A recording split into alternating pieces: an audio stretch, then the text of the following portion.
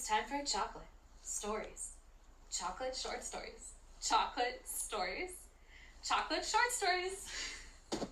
It's time for chocolate short stories. Good morning, everybody, or wherever you are. Not good morning. Oh, sorry, that was loud. Okay, so hello, I'm Olissimo, and this is my first time ever streaming solo on my channel.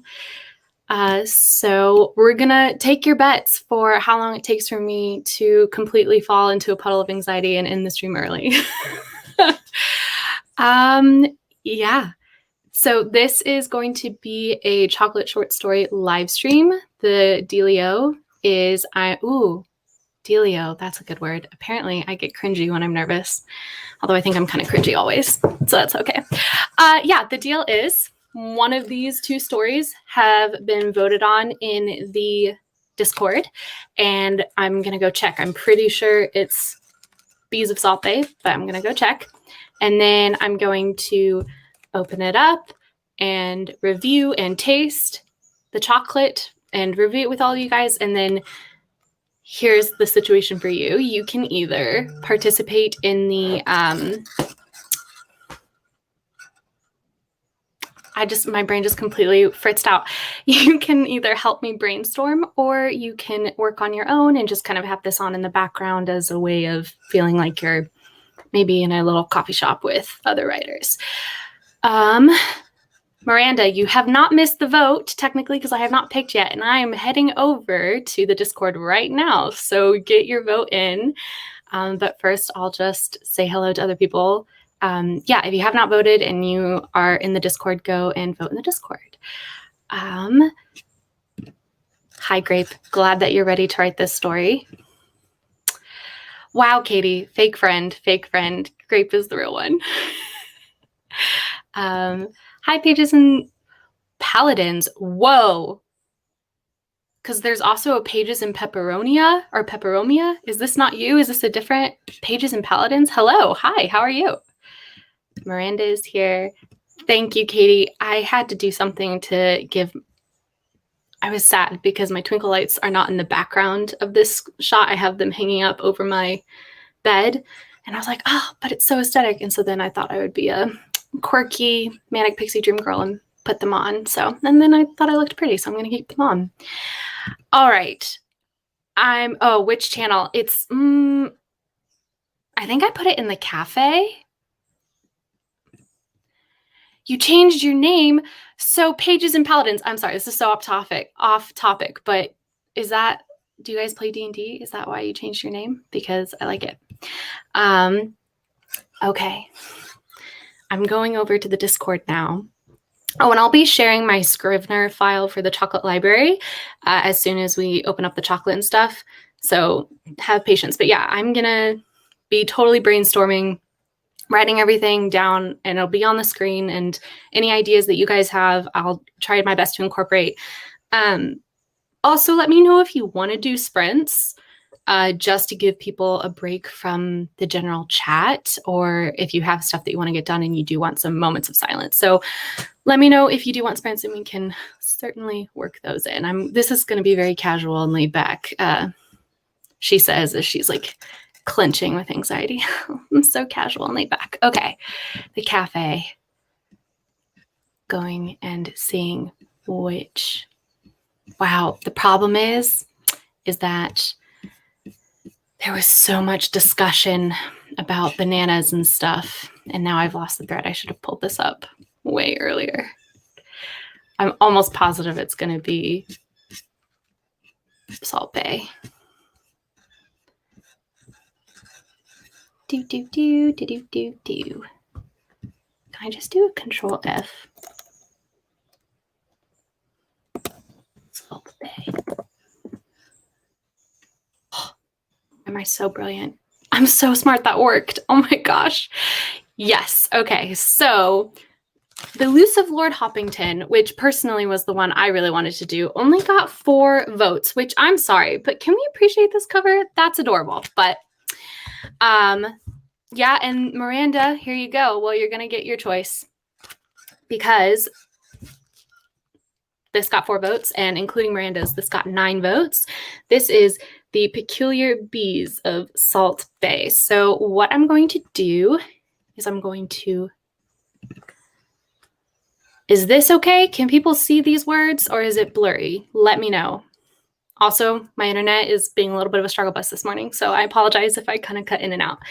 So the project title, oh, you know what? While we're doing notes on the cover and stuff, I'll have it a little more zoomed in on my face, and then once we get more into the brainstorming aspect, I'll make the Scrivener file larger. But yes, okay, so today's chocolate short story is The Peculiar Bees of Salt Bay. It is a milk chocolate with salted honeycomb. We're going to write that down. The Peculiar Bees of Salt Bay. Also, forewarning, there's going to be a lot of random train of thoughts and breaking off, because that's how I always am whenever I am doing a stream of consciousness on the chocolate short stories. So what are people's initial thoughts on the title, The Peculiar Bees of Salt Bay? I know this is a weird process, but basically whenever I do this on my own, I first get a general idea of what I think about the title and then the cover, and then I eat the chocolate or I read the prompt first. Okay, well, apparently I organized it in this file last night of the order I wanted to do in. So we're going to do thoughts on the title, thoughts on the cover, thoughts as on the flavor of the chocolate, and then we're going to read the prompt and see if any of our preconceived notions were correct. And if they are, great. If they're not, then, oh, we have to kind of go back to the beginning. So, hi, Danny. You're not late. It's fine. Devasia says, The Peculiar Bees of Salt Bay reminds me of that Home for Peculiar Kids book. Yeah, that's fair. That's fair. Miss Peregrine's Home for Peculiar Children. I think Danny's the expert on that series. Okay. I wish there was a way that I could show this while typing, but that's the picture we're looking at. Okay, this is the big one. You guys have to help me interpret the cover, because I think we all know that I tend to, at least if you've watched my other chocolate short story videos, you know that I miss the point of many of the covers. I feel like this one's self-explanatory, that I think this is meant to be a beach. This is the ocean, and then this is a sailboat, and these are bees, right? Is there something else I'm not seeing here? I mean, I think the beach is meant to also be honeycomb, right? Because it's a milk chocolate with honeycomb. But please let me know if there's something I'm seriously missing and not seeing. Oh my God. Wait, that's amazing. I can try and incorporate something like that. We can, like, a little adding in salting something with a little flourish of the hand. That can be a little Easter egg. Let me just put that in the brain dump. Salt Bay reference. Okay. Looks like everybody's thinking that, so I feel like we have to. The water is honey. See, but I think it's honeycomb, right? Because of the, like, foam, or maybe it's honey foaming into honeycomb. Honeycomb's like a very British dessert where it's like a nougat that's been made with honey. I don't know if people, I'd never had it until I went to England. So, and oh yeah, and these chocolates, gotta hype up the people who refuse to acknowledge me, even though I tag them in every single one of these, every single one of my Instagram posts about this. But both of these chocolates are from the company Fortnum & Mason, which is a British department store. And they make like 30 chocolates like this, where they're designed to look like little books. So just in case you were wondering where I got these, I forgot to put a link in the description, but I can do that in post once this is over. No, the image does not wrap around to the back. The back has the lovely ingredients list and repeating the kind of chocolate that it is. So we're going to go title thoughts. I don't know if I have any. Oh, right. Somebody said similar to Miss, I'm putting P because I don't know how to spell Peregrine or whatever it is. Miss P's Home for Peculiar Children. Would you say that that has a magical realism vibe? Danny, what would you say that the vibe of that story is? Because we can always try and evoke. I don't know. Similar vibe, question mark. All right. Also, let me know if me speaking out everything as I type it is annoying, and I will try and censor myself when I do that.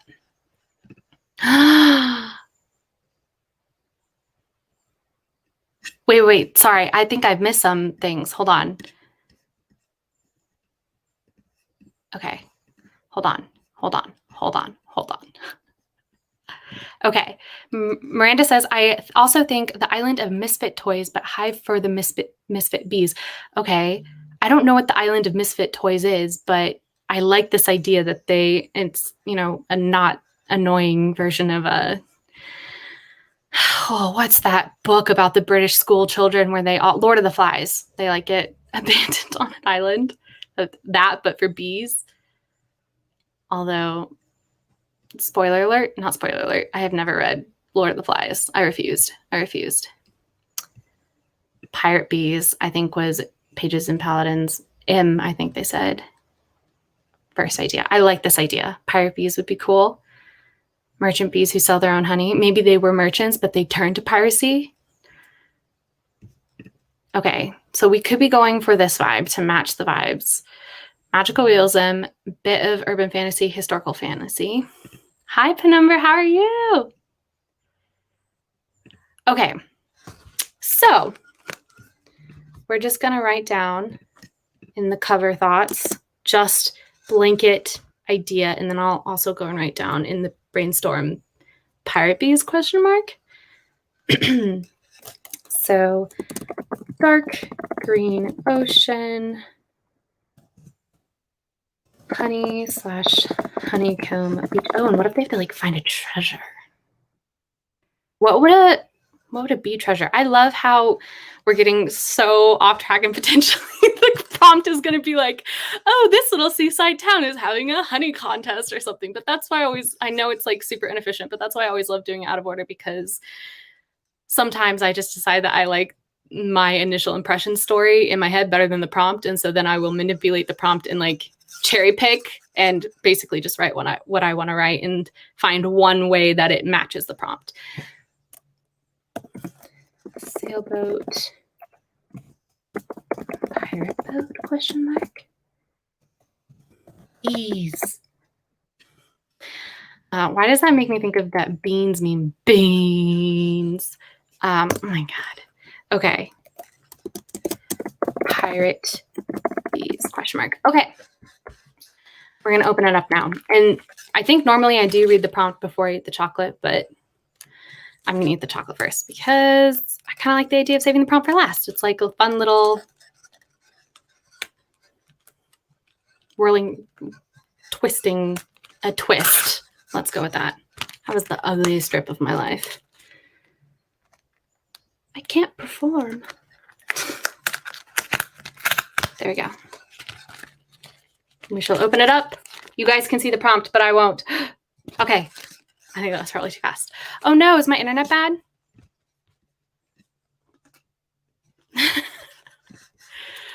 The prompt is going to kill all the fun. If the prompt kills all the fun, we can make our own prompt. For real. All right.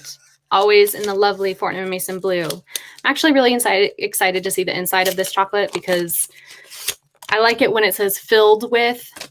Usually that means it's got a good cross section. Ooh, this is like bubbles on it. Except I don't think that was on purpose.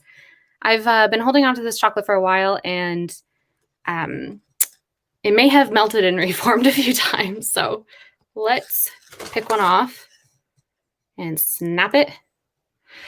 You know, I will always say, I'm going to whisper a secret. Oh my God. This is a fantastic bun, and I appreciate you, Violet, for who you are. I will always say I'm always slightly disappointed by the lack of drama in the chocolate crosshatches. But yeah, you can see, topophobia or whatever, for people who don't like holes.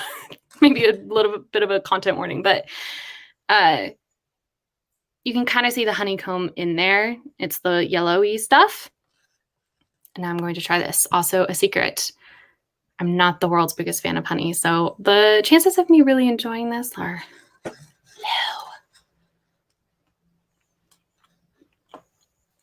Also, it's early, so it's like not a great time to be eating chocolate. I do not know how I feel about that.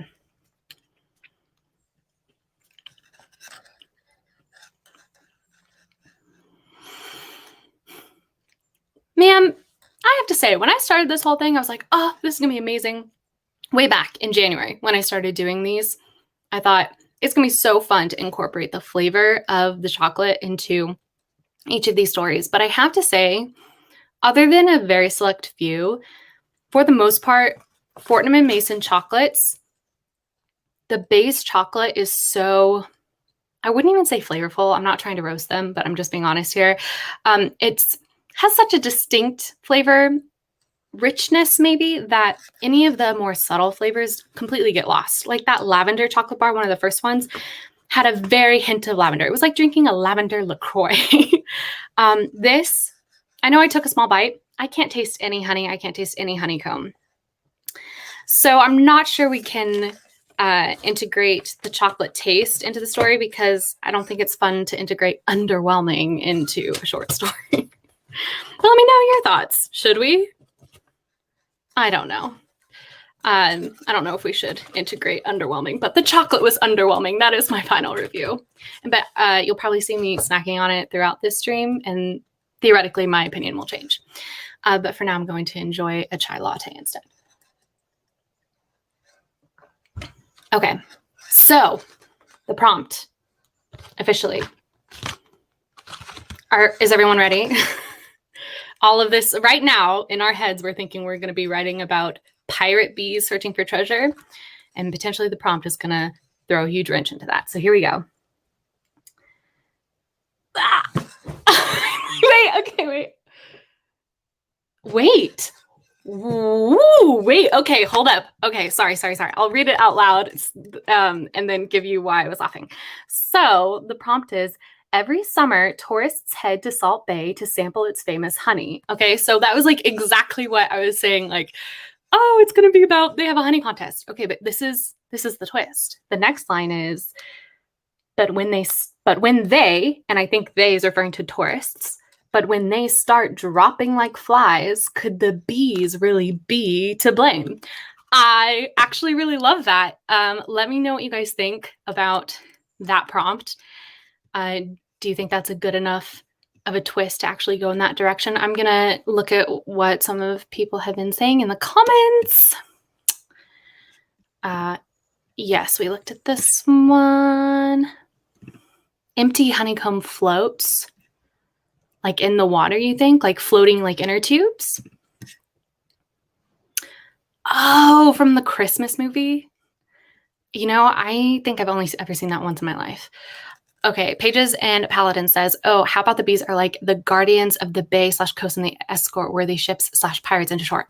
I think we can integrate this even with the prompt that we have because I like that because, well, here's the question. Do we want, with that prompt now in our minds, and I will write the prompt out so you guys can all read it. With this prompt in mind, do we want the bees to be good or do we want the bees to be villainous? You know, is this going to be our Alfred Hitchcock take on the birds? Like, will this be our birds? It's just the bees, you know?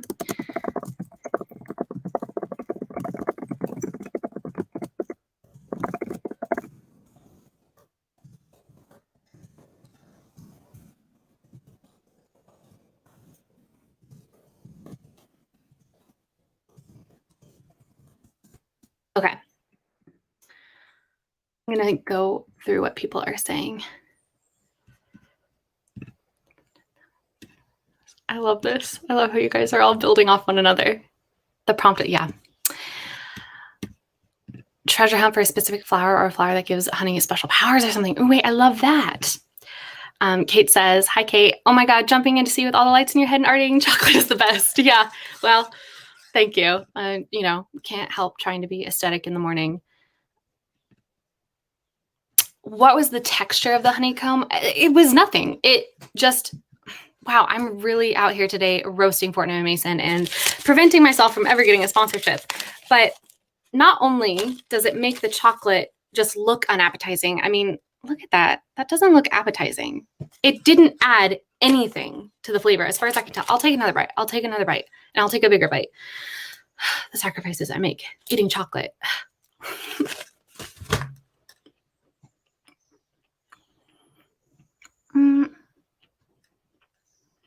Oh. I'm going to mute myself, chewing noises.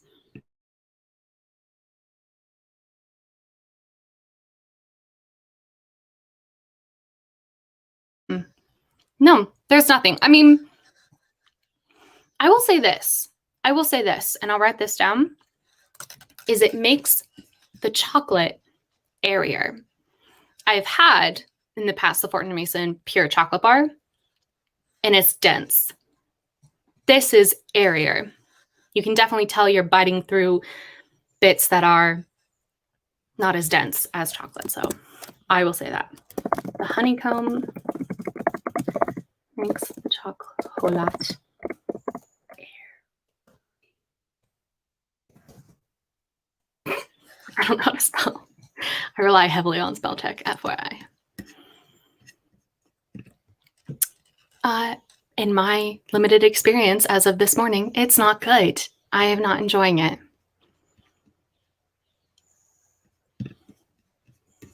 Do it. Honestly, just having the pack, the chocolate library itself, which played in the beginning of the video at the start, the one that I slammed down was like, it's chocolate short stories.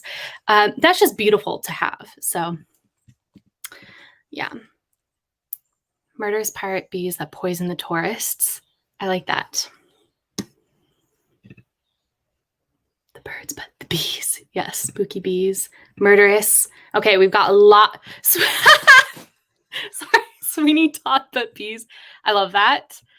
But are the bees to blame, or is it actually the flowers? We like bees. We need bees. Actually, Miranda brings up a good point, because you could go like the Jaws route where we accidentally villainize bees too much.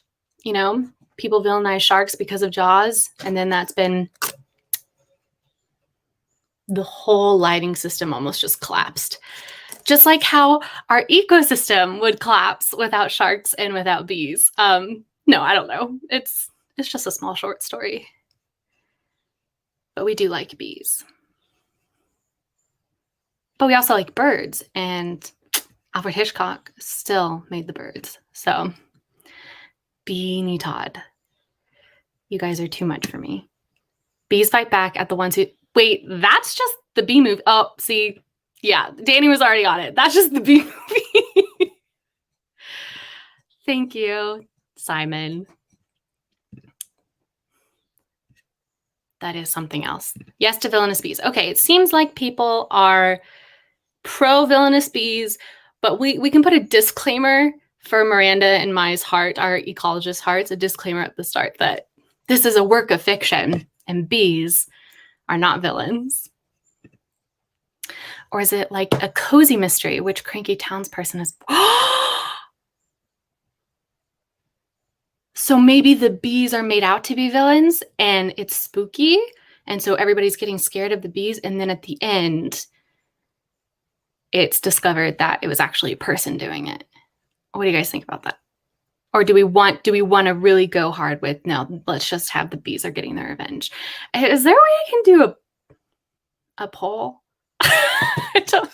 I don't know. Okay.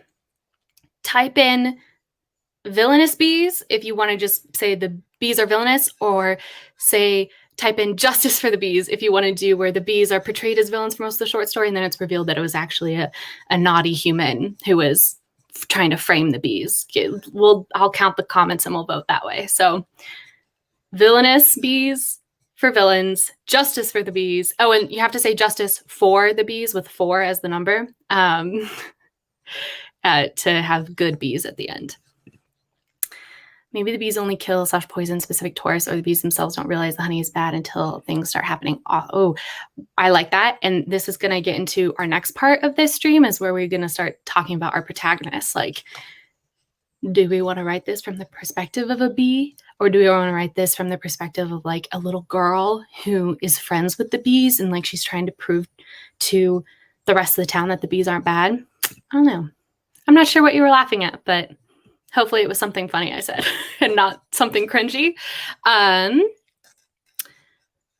says, bees protect some people but attack others. They aren't good or bad. They just protect their treasure. Oh, wait, hold on. I'm not including that. We like that. Oh, I don't like birds either, but it's because I saw Alfred Hitchcock's The Birds way too early. But they're still important for the ecology, right? For the ecology, for the ecosystem. Let's see. Wow, sorry, I didn't realize how many comments there were. My bad. Bees can be good, but there are mechanical bees doing someone's killing. Ooh, that's interesting. Wait, I'm also putting that down. Robot bees. Okay, so now we have robot bees and pirate bees. So maybe the pirate bees are like the original bees in this cove, and then the naughty human, it has created robot bees. You guys, this is awesome. I'm never writing one of these on my own again. This is awesome. I would never be able to come up with this. Okay, let me put that in here. Poisonous, my bad. Poisonous flowers. Okay, so we have, I'm gonna take count. I'm gonna take count. Okay. J for B, villains. So we have 1, 2, 3. Oh, Miranda did not follow instructions. Come on. Also, nobody's doing the 4. Oh, there we go. Okay, I have to start over because I got distracted from criticizing people's comments. Sorry. Okay. 1, 2, 3, 4, 5, 6. I don't know if this is a vote or not, Anna. This might just be a general statement about our current climate and our current world, so I'm not going to count that as a vote. Oh, am I on 7 or I'm on 6? I have not seen a villainous bee. Oh, okay. We have 2 villainous bees, but it looks pretty much like definitively people want justice for the bees. So I didn't even need to write those down to keep tally. I just looked. Yeah, so we're going to say, well, actually, we're going to put this up in the brainstorm. So here's my little distinction between the two. Brain dump is when it's really just random bullet points like this. And then I put it in brainstorm once things start to solidify and that I have a direction in which I believe I am going to go. So we have decided that. How do I want to phrase this?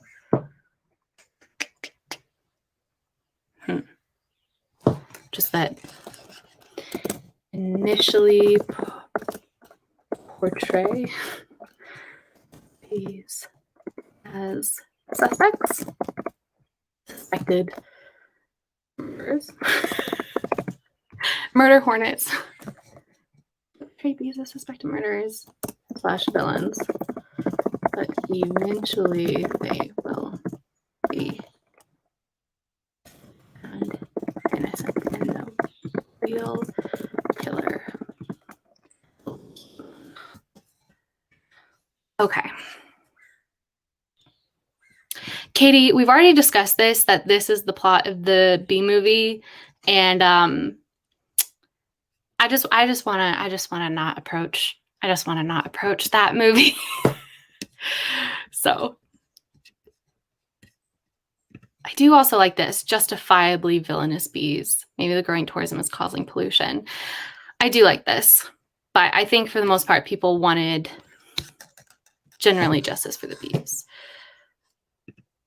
We are the hive. We're a hive mind right now, guys. Oh, let's start a chocolate short stories cult. I think that'd be fun. Okay. So now let's talk, setting. Obviously, setting is Salt Bay. Sorry. Salt, B-A-Y.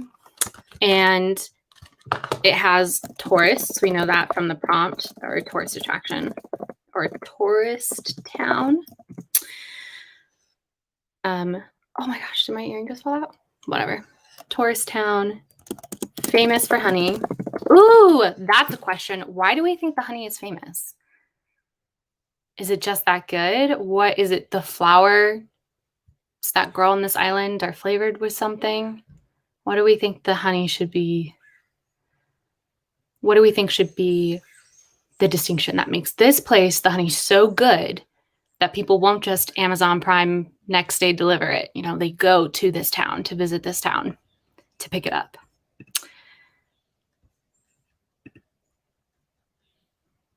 You're not wrong. No, I'm just kidding. I don't know. I feel like this is off topic, but if I felt like I met someone, and maybe it's just because I went to school in Boulder, Colorado, but if someone said, "Oh, I'm part of a cult," I'd be weirded out, but not as weirded out if someone said, "Oh, I'm part of a hive mind." You know, you know, maybe that's just me. Maybe that's just me. This is such a good idea, so I will do this. Prompt. Let's see. Banners. Here we look. We love grape. Also, we were sprinting until 5 Eastern, apparently. Hide. Edit. Sorry, grape. I'm getting rid of your we love grape comment. Save. And show. Oh, I didn't put prompt. Prompt. Save. Show. Okay, so this is our prompt, so people can keep that in mind as we go. Danny proposes maybe the honey has a delicate composition, so it doesn't travel well. And proposes that it's a magical honey and loses its flavor when it leaves the bay. So you can only eat it there. I like these because they kind of tie into each other. Okay, we'll put that in famous for honey. No, we're going to put that in brain dump or brainstorm. I don't know. I'll put the setting up here. Famous for honey. Honey is magical. Honey does not travel well. What would make the honey magical? Like, is it just magically delicious? Or does it have healing properties? Does it, like, you know, I think a really common little magical realism vibe when it comes to food is that things can impart emotions. Food can impart emotion of the person who created it. So you feel the emotions of the bees. Yeah, how is it magical? That's what I want to know. Yeah.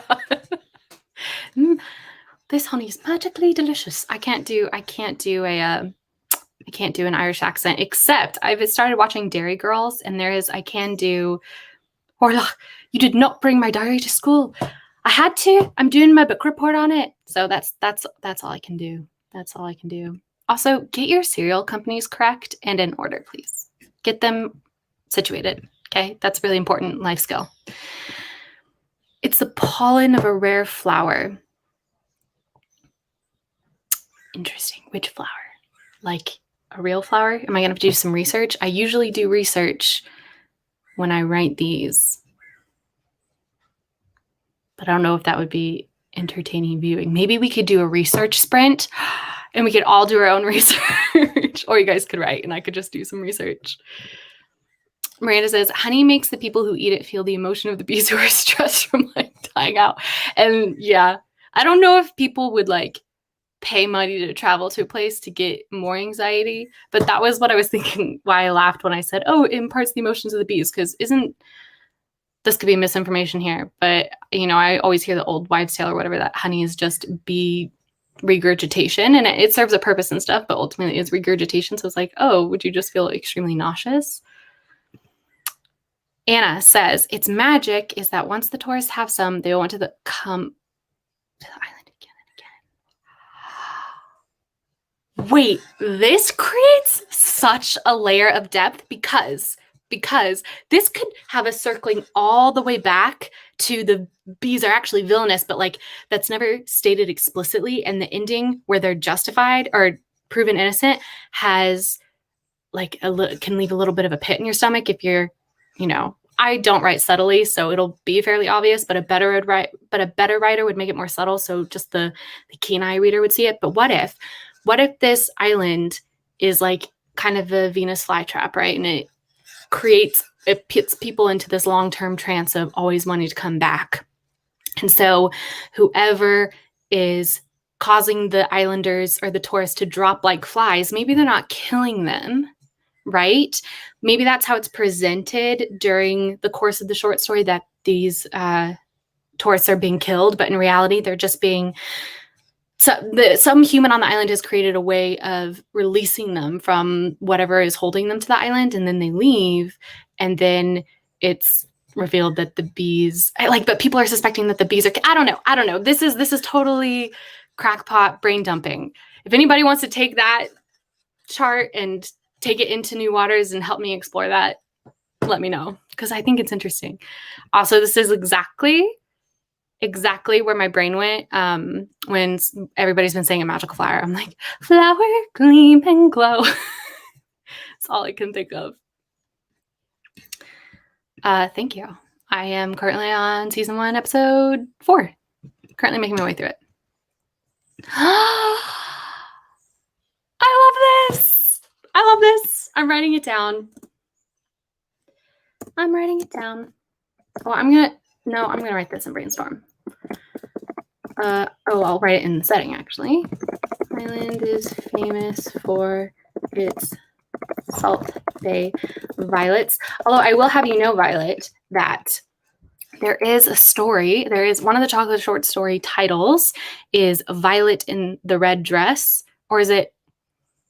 It's either Violet in the Red Dress or it's Rose in the Violet Dress, and it's a Violet and Rose chocolate.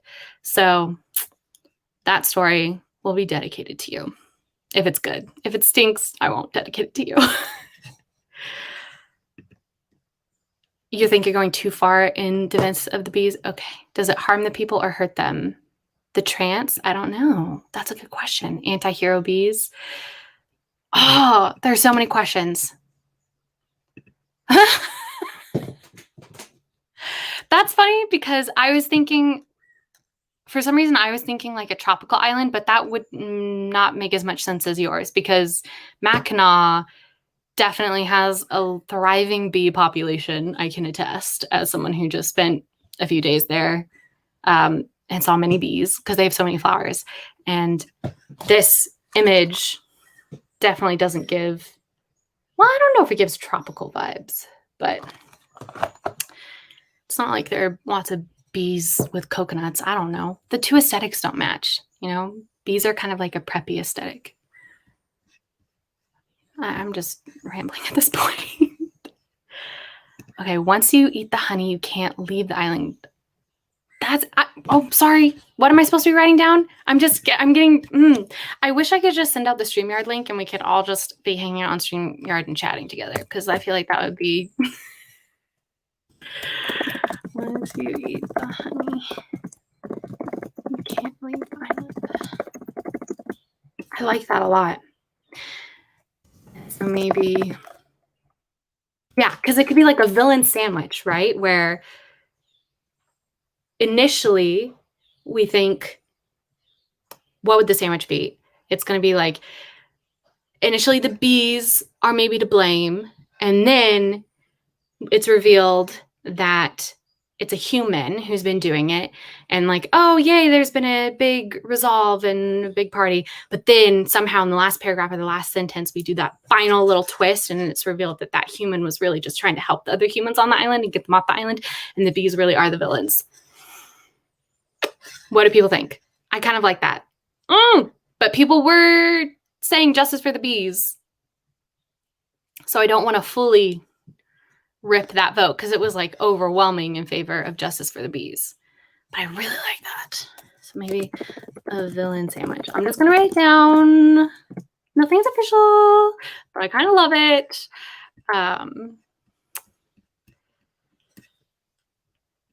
Let's see. Did I? It must have corrected itself. Did it? It must have corrected itself. But that's funny. Or did I notice it and then correct it? I don't know. How many comments am I behind? Not that many. Okay. Katie says, could those who are worthy turn into bees and become part of the hive? Maybe it's like a bee cult. Whoa.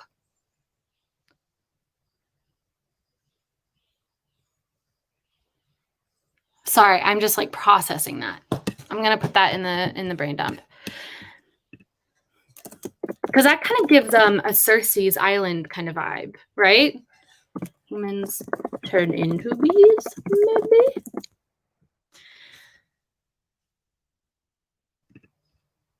Picturing the exact chocolate shop from the video. Yeah. That, for anybody curious, that's Reba's chocolate shop, but not Reba like a single mom who works too hard. It's spelled Ryba, Reba's chocolate. I don't know if people know about Mackinac Island, but it's this island, amazingly, in the middle of Lake Huron, not even in the middle, on the edge of Lake Huron, in between Lake Huron and Lake Michigan. And way back when, they basically decided that no cars were going to be allowed on the island. And so everything is by horse and carriage, everything, deliveries, travel, or bike. And it used to be like the Midwestern version of Martha's Vineyard, where it was like a ton of really wealthy people would go and spend the summer there. But now it's become just this really fun, I mean, I'm sure the people who live there think of it as more than just a tourist location, but its main street is very touristy. And there are, I want to say, 15 fudge shops on this 1.5 mile, maybe, stretch of road. So the main fairway on Mackinac Island, the main road where all the shops are, the most touristy part is, you know, it's where the haunted theater is, it's where some restaurants are, and then literally it's fudge shop after fudge shop after fudge shop, and they've all got different kinds of fudge, and it is amazing because because of all the horses, right, and that distinct smell, I've always said that someone should make a Mackinac Island candle that smells like fudge and horse poop. And I would consider buying it because, weirdly enough, those two smells together are very nostalgic for me. And yeah, I enjoy it weirdly. Not usually individually. I think fudge is too sweet. And obviously nobody likes to smell horse poop on its own. But together, Mackinac, that might have been too much information. Okay. See, this is why I should have been going faster. I don't know what you're talking about. Katie, you got to give me context in what you're talking about here because I don't know. Oh, are you talking to Danny? Danny says, I'm just thinking of the part of the crew part of the ship.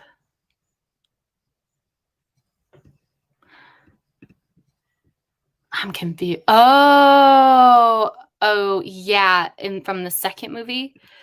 Yes, I know what you're talking about now. What the design, like, you know how bees and pineapples, like those are on a lot of preppy clothes and preppy. I feel like that's a common thing. Like Williams Sonoma, the cookware store, the really high scale cookware store. I think their little logo is it's either a bee or a pineapple, and I don't know, maybe that's just me. I've always felt like bees were a preppy kind of thing. The bees are actually people who got turned into bees from eating honey, and the tourists are their family members, friends looking for them. Okay, I'm really liking this. I think we're going Circe's Island thing here, where we are going to have human transformation. But again, well, okay, but to keep this in your brain, right, the long thought has to be, how do we want to structure the story? Do we want it to be futuristic? What? Sometimes my brain just says words and it's like not at all what I was intending. Do we want it to be at the very end of the stories where we have the major twist that, oh, the bees weren't being framed after all, and that who we thought was the villain was actually totally justified, and that the bees are kidnapping people and turning them into bees? Or do we want to know that early on and have the protagonist be one of the people who's come to search for their family members. And so it's kind of like not Stepford Wives, but that kind of vibe where you get to this island and maybe when you're first eating the honey, you are still human, but you kind of start acting strange and you become part of the hive mind. Wait, and so then it's super creepy, right? Because maybe we have someone who like hates honey, right? And they come to the island, but they hate honey, so they're not going to eat it. And they can have like a weird traumatic experience with honey when they were a kid. And so they come to the island and everyone's like acting spooky. Well, the first day, everything's normal. And then the second day, it's creepier. And then the third day, it's a little bit Kafka's Metamorphosis, where literally people start turning into bees. We could go that direction if people wanted to. That would be fun, I think. That would be a lot of fun. But I think we have so many potential directions we could go. Also, though, it'll be funny if we go end up writing a horror one because Laura is also planning on writing her own short story based off of this prompt. And so we might end up writing similar kind of horror. Yes. Okay. Queen Bee can be basically our Cersei character, right? Queen Bee is shapeshifter, can turn into human. Yeah, I'm gonna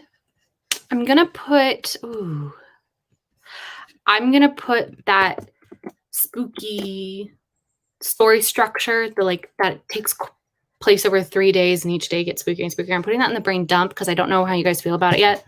So get specific in the comments, say yes to 3-day metamorphosis or whatever. If you like that vibe and you think that's the direction we should go.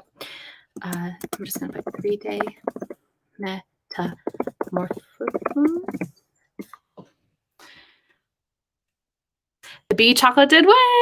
Oh, am I hiding the prompt? Yeah, this is the prompt that we're working with, Caitlin. Okay, cool. Excellent. Well, you guys have already answered the question. I, like always, get way behind on the comments because I talk so much. And I don't even have Steve, Devasia, and Katie here to bounce me out. So this is really rough. And I can't believe you guys are just listening to me this.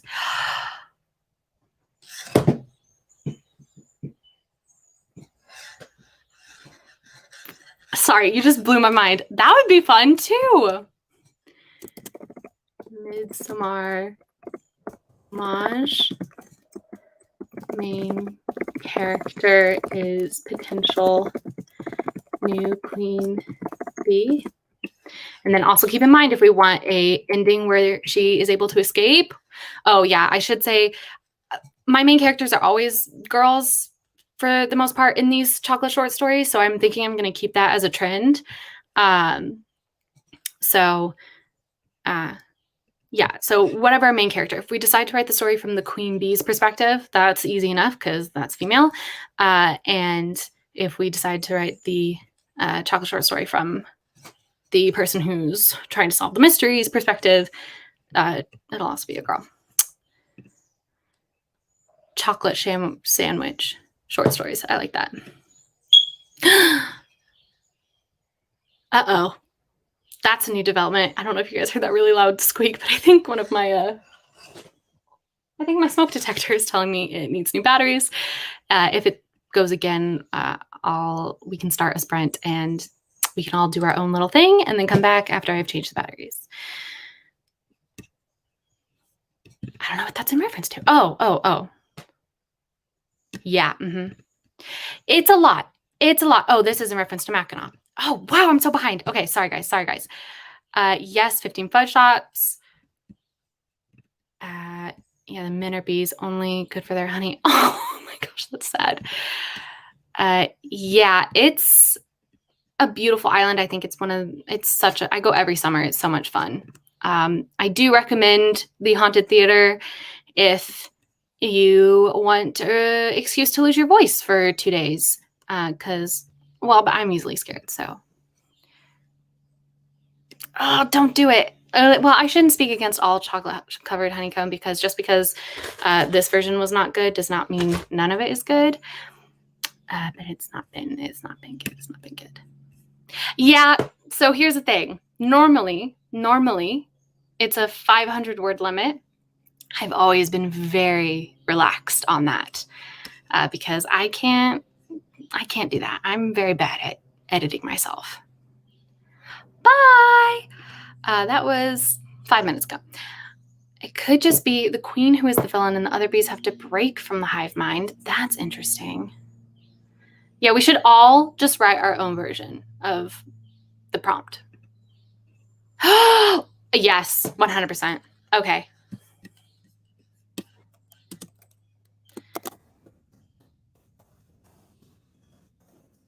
Okay.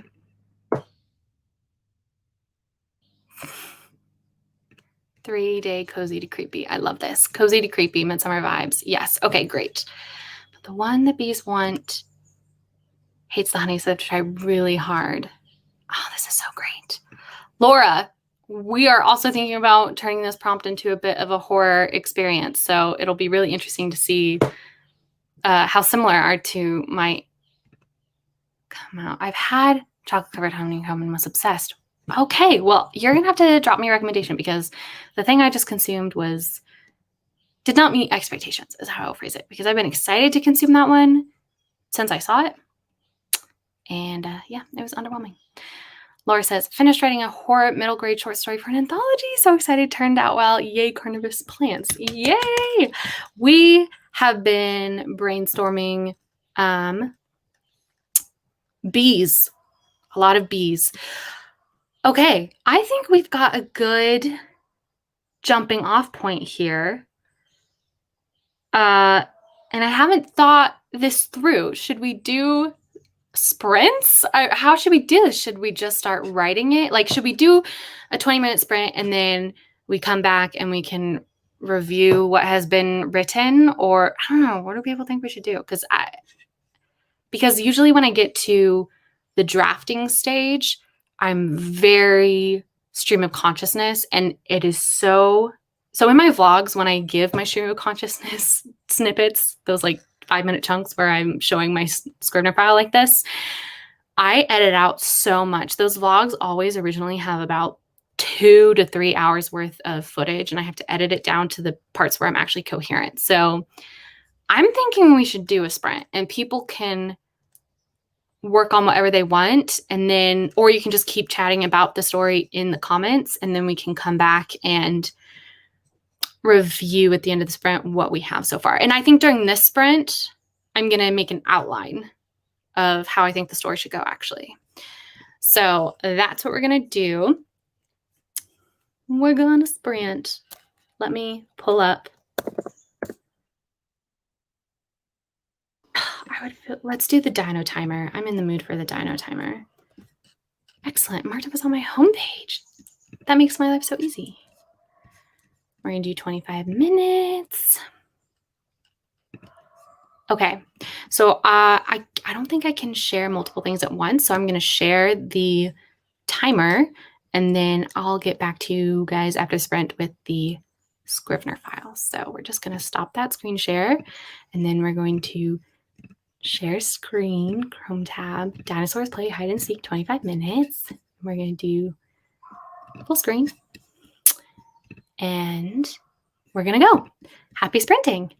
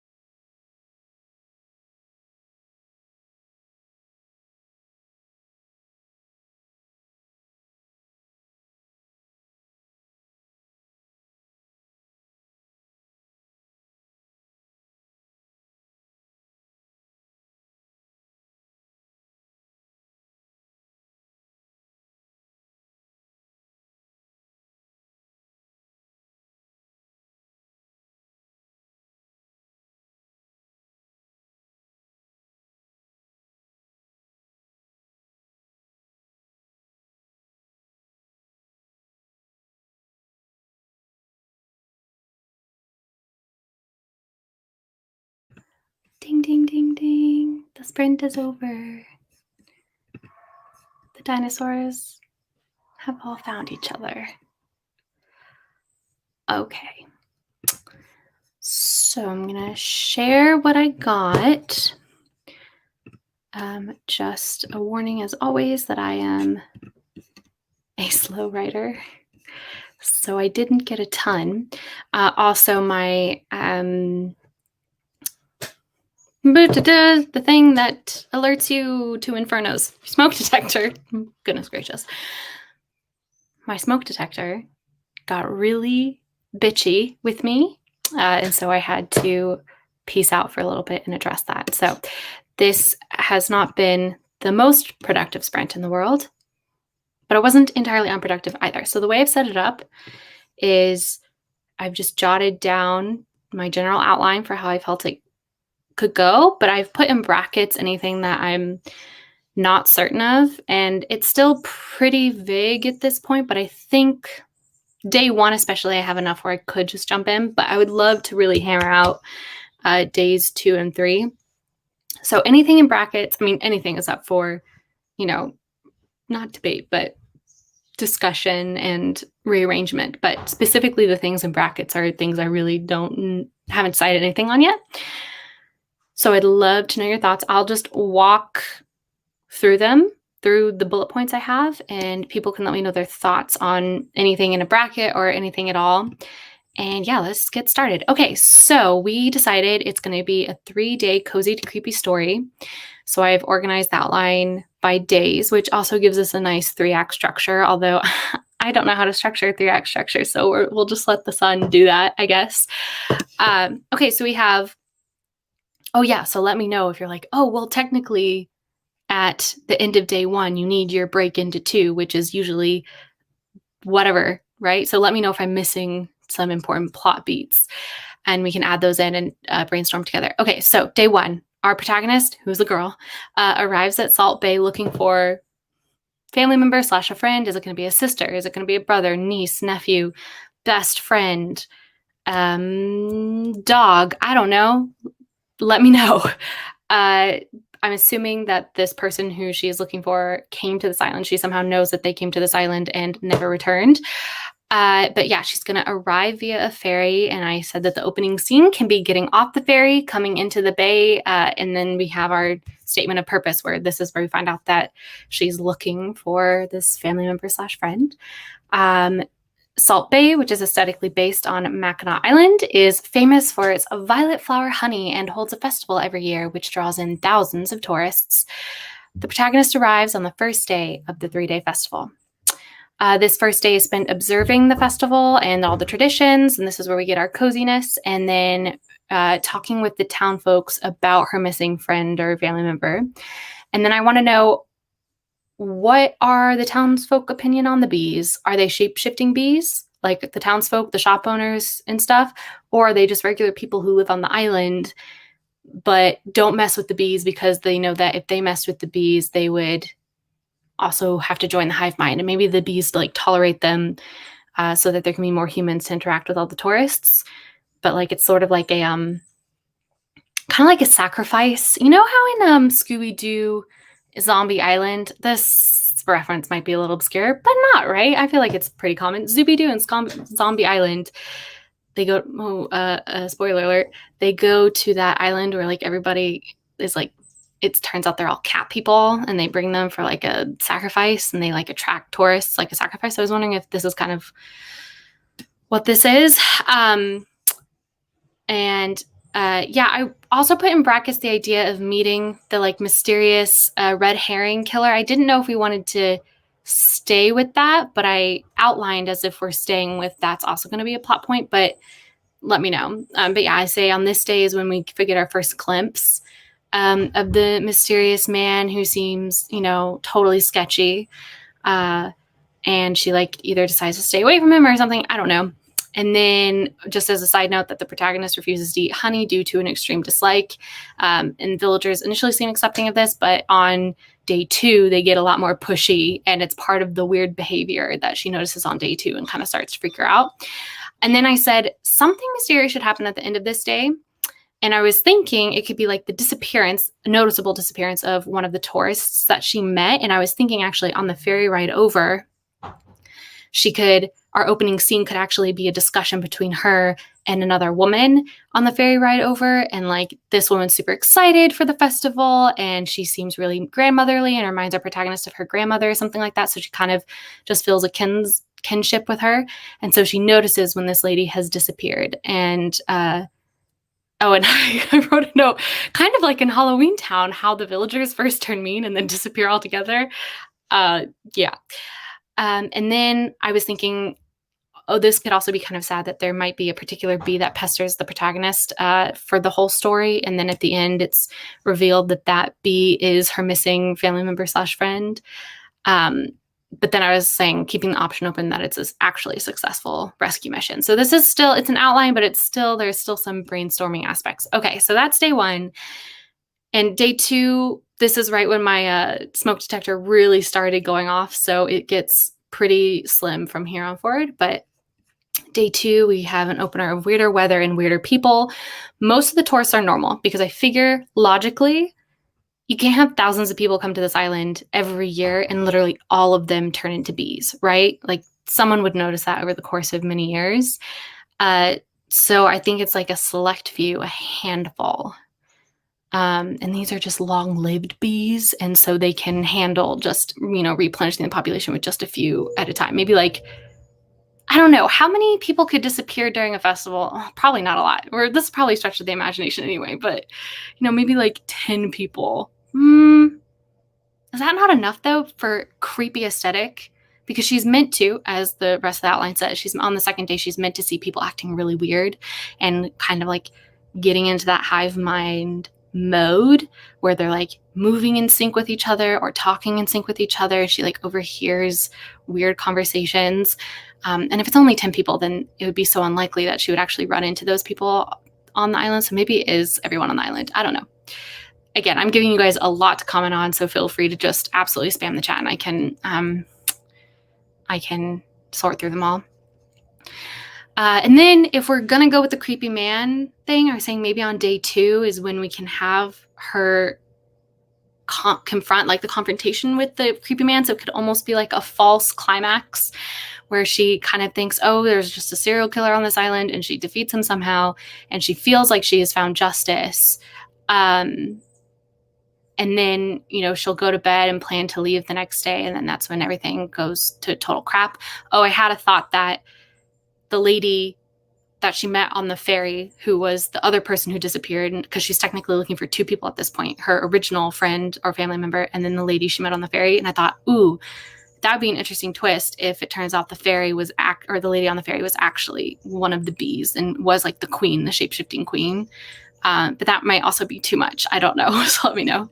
And then as we can see, day 3 is very, very 3 short bullet points. It's that's the day that we get full Kafka metamorphosis.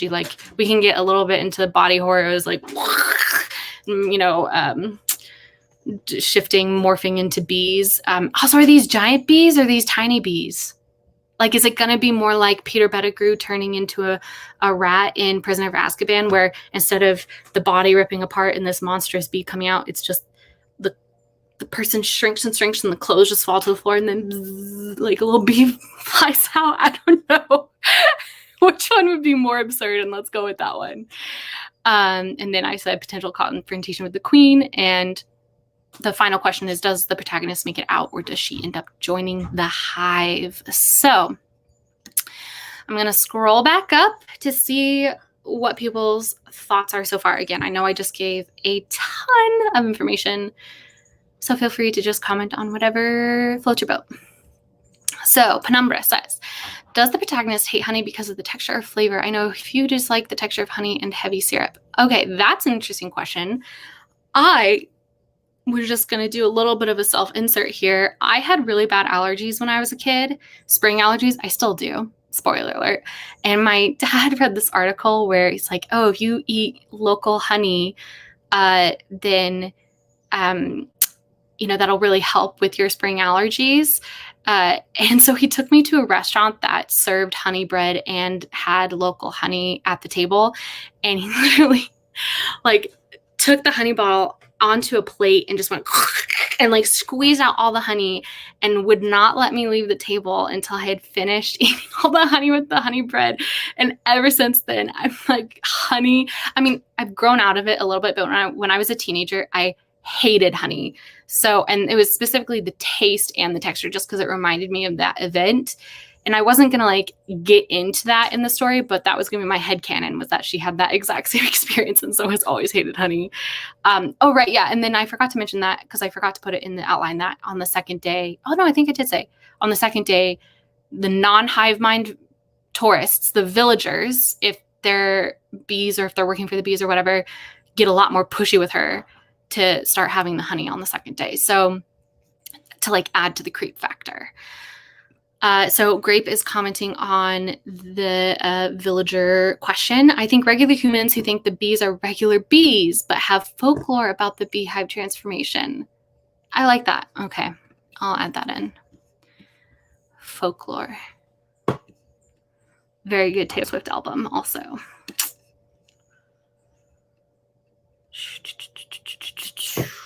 So we're going to say this. Townsfolk don't know officially about the bees, but they have folklore regarding.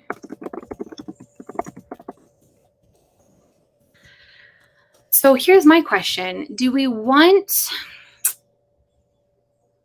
our protagonists to like get a taste of that folklore before it all happens, or do we want to save that as like the final boom shock surprise? Like, I feel like because it's a short story, right, and you have to be theoretically, although I'm one to talk, you have to be careful with your words and conserve your words. For the most part, a reader knows that anything included in a short story is important and relevant. And so if I have the shopkeepers be like, oh yes, we have legends on the island about people who turn into bees, then I feel like as a reader, it'd be like, bloop, bloop, bloop, someone's going to turn into a bee in this story. And that's fine. We can definitely have that foreshadowing. Or do we want it to be where you really do think that initially it's the guy who's been the villain and is just like creepy and weird.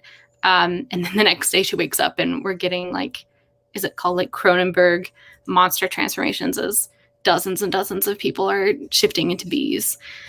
I don't know. I'm kind of on the like shock twist of it at the end, just with the absurd, but I could also be convinced to do like decent foreshadowing. So that way people aren't like, what the hell? Where did this come from? This came out of nowhere. Miranda says, in order to get the queen to eat honey, the bees decide to make frozen honey a TikTok trend. I love that. I love that. That's hilarious. Also, those videos literally make me gag. I mean, okay, no. I'm walking that statement back, okay, because we live in a world of hyperbole. They make me uncomfortable. I think once I went, ugh, but it was more to be dramatic to myself than an actual gag reflex, but they make me highly uncomfortable because just when they bite into it and chew it away, and it's just, okay, we're moving on. Yeah. Maybe some regular humans, some bees in disguise. I like this. I'll add that in. A very few are bees in disguise. And maybe we can hint to that by saying like having some townsfolk say other villagers are seasonal, like they only come here for the summer and then, they leave right after the festival, but in reality they're on the island the whole time. They're just bees. And then, oh yeah, okay, good. I'm glad we're in the same vein of being a little turned off by that. Penumbra says, did the bees sting people into unconsciousness near a special flower on the island to feed the flower, which produces a pollen that gives the honey an addictive quality? Do the flowers... Wait. I'm going to need clarification on this. Oh, here we go. The special honey is given to villagers to make them obey. Oh, that's interesting. But I guess my clarification here would be bees sting people into unconsciousness. Are the reason that they're stinging them near the flower is so that the flower, are they like meant to feed the flower of some form? Why do they have to sting them near the flower? That's my question. If the honey already can make people submit, what's the need to sting people near the special flower? Does that make sense? I just need a little clarification on that point. Hi, VC. So just in case you haven't become aware, we're doing like sprints sporadically. In reality, though, we are outlining a chocolate short story together. We are outlining the Peculiar Bees of Salt Bay, which is a milk chocolate with salted honeycomb, which was, I did not care for it. But this is the prompt. Every summer, tourists head to Salt Bay to sample its famous honey. But when they start dropping like flies, could the bees really be to blame? You know, do we need to like incorporate flies into this story? I feel like that was chosen very specifically. Well, that makes me think we really need,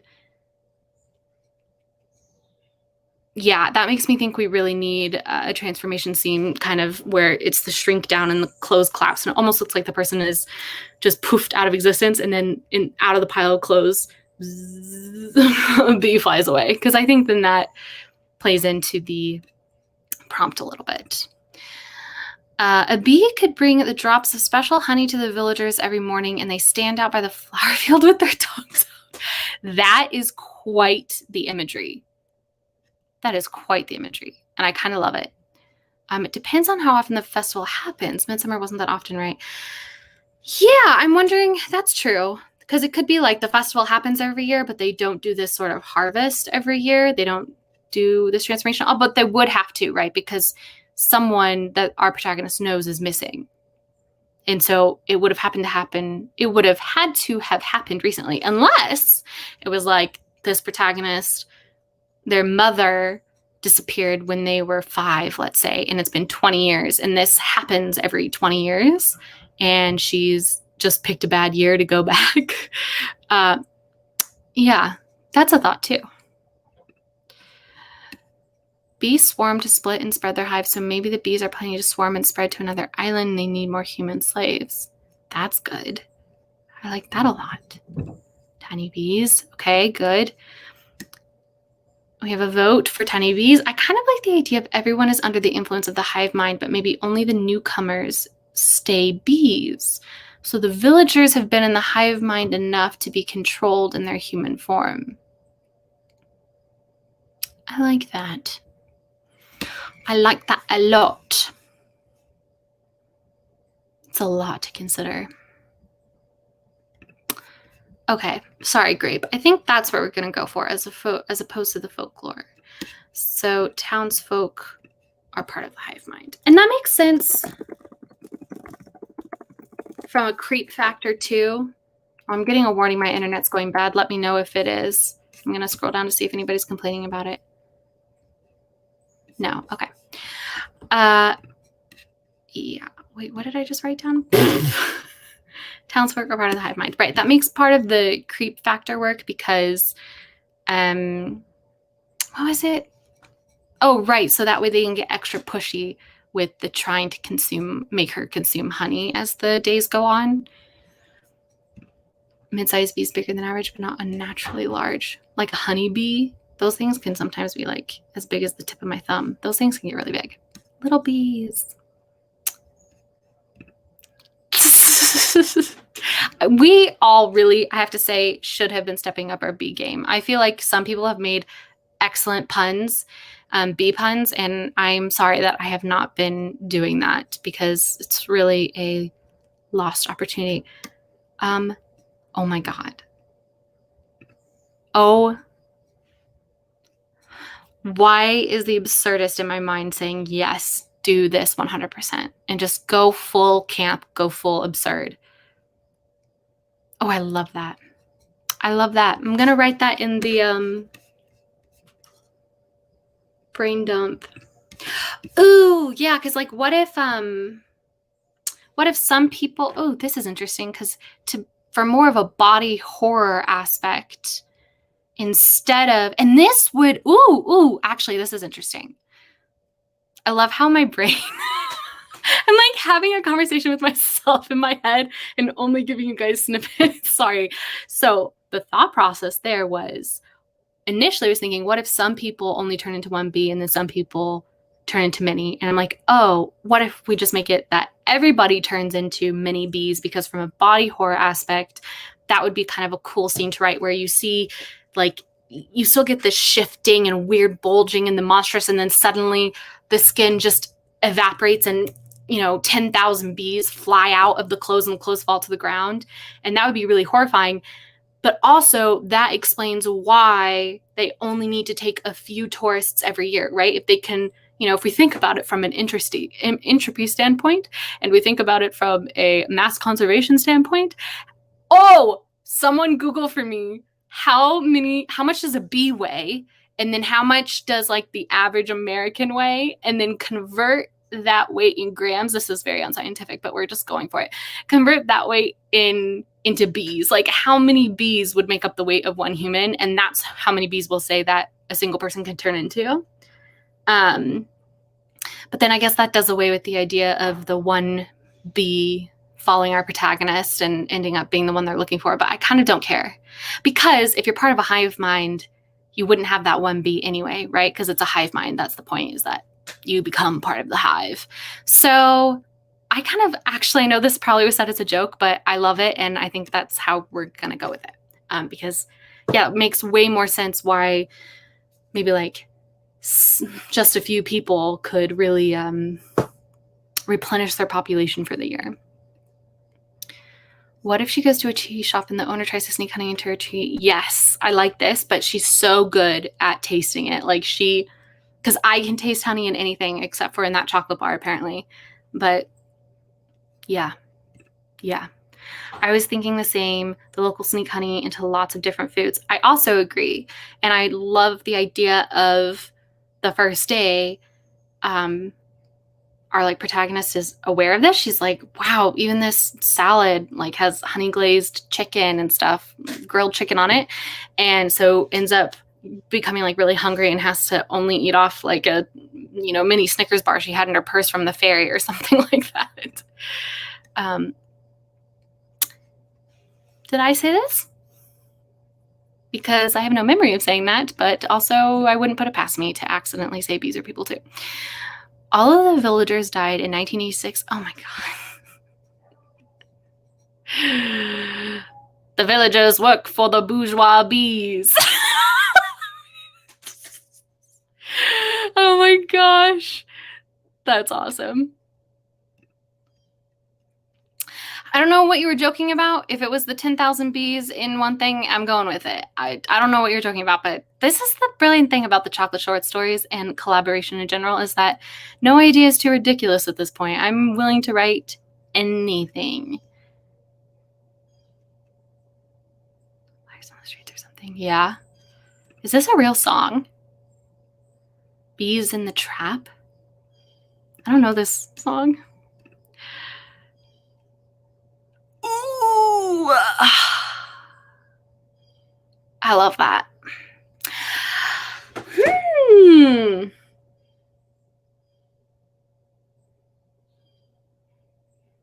Because I'm trying to think where my brain is right now. I'm trying to think that maybe the mysterious man who we initially on day 2 believed to be the villain, maybe it's been his job in past years to be the fertilizer guy. He's like the gardener. Oh, that's a creepy title. Maybe that's how everybody will just reference him whenever our protagonist is like, oh, who's that creepy dude? And they're like, oh, that's just the gardener. And he's meant to be in charge of getting the fertilizer for the violets. Because I like what you're saying, that the violets are have like the magical properties that begin the process of turning people into the hive mind. But then eventually he somehow has managed to break out of the hive mind a little bit. And so he is helping like release people and getting people out of the trance. And so our protagonist maybe maybe the only way to do it is to like knock people unconscious or something. And so our protagonist on the second day sees him like she interprets it as attacking one of the tourists in the garden shop or something when it's empty. And so she thinks that he's the person who's disappearing all the people, but in reality, he's trying to relieve them of the spell, as best I can say it, the trance. And so then when she tells the town people about it, they're like, oh my God, thank you so much for telling us. And then, but in reality, they've just realized that he is, he's not supposed to be knocking them unconscious. He's supposed to be turning them into a pulp, into a fertilizer. And so they're like, oh, you are not part of the hive mind anymore, sir. And it is time for you to become fertilizer yourself, I don't know. What do you guys think? Are we getting too campy? I don't think so. Is there such a thing? Maybe the bees control humans by flying in their ears. Oh my God. I just reacted so intensely to that. I have such an intense about bugs in ears. Oh my gosh. Sorry. That was dramatic. But also that was a natural reaction. Sorry. Or if they turn into bees, they can turn into a ton of bees from the inside out. Imagining someone coughing up bees. Ooh, that's a great visual. Ignore the bell. It's just part of the cult that I'm in. It's time for our daily meeting. No, I'm just kidding. I'm going to write this down just so I don't forget that. We get it. Can you guys hear the bell? I apologize. Wait, what am I writing down? Coughing up bees. Coughing up bees. Imagery. Are we talking about flies? Am I super behind? A little bit, maybe, yes. The lower concentration of the special pollen honey in the honey sold at the festival makes people crave it and come back. So people come back for years and years, like the elderly lady.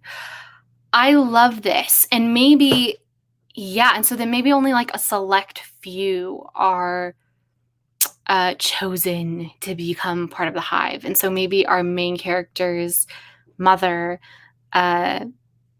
used to come every year, and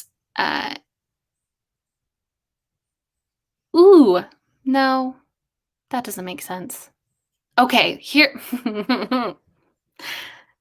talking to myself. Okay, here's this new thought process I have in mind. What if instead of coming to the island specifically to find her mother, what if she's coming to remember her mother? What if her mother came to this island every year as a tradition, and then every 20 years when they have this harvest or whatever, they arrange, or there's an accidental ferry sinking or something like that, and to make up for, to explain why a certain number of tourists have disappeared. And so, but I feel like, sorry, that was a half-formed thought. I feel like if my mom died at a ferry sinking after going to a festival, I would never want to be on a ferry again. But we could just say that instead of her fear and trauma being directed at the ferry, it was directed at the honey itself. And that's why our main character doesn't like honey, because it was because of this festival. But maybe she has come to terms with it. I don't know. I'm just throwing that out there as a potential. And that way we can kind of work this in of it's every 20 years and it's like people who are loyal. I don't know. I'm just brainstorming. It's okay. It's okay. If we all write a version of the story, we could be making an anthology. I love it. I so welcome everybody to write their own version, even if we're all doing this same like general idea. General? Why did I say that with a French accent? The general idea of it's the takeover of the bees, the bee body snatchers or whatever. It'll turn out differently because we're all different writers. So I would love it if we all did the same concept. Or everybody can do their different versions of however they interpret this prompt. We should make like a room in the Discord, maybe just in the fiction section where people share their writing. You can all just post your own version of this story. Look, I know, but these are magical bees. These are eternal bees. These are immortal bees. These are the gods of the bees. Thank you. That is a lot. Okay. That's a lot. 712,000 bees for one person.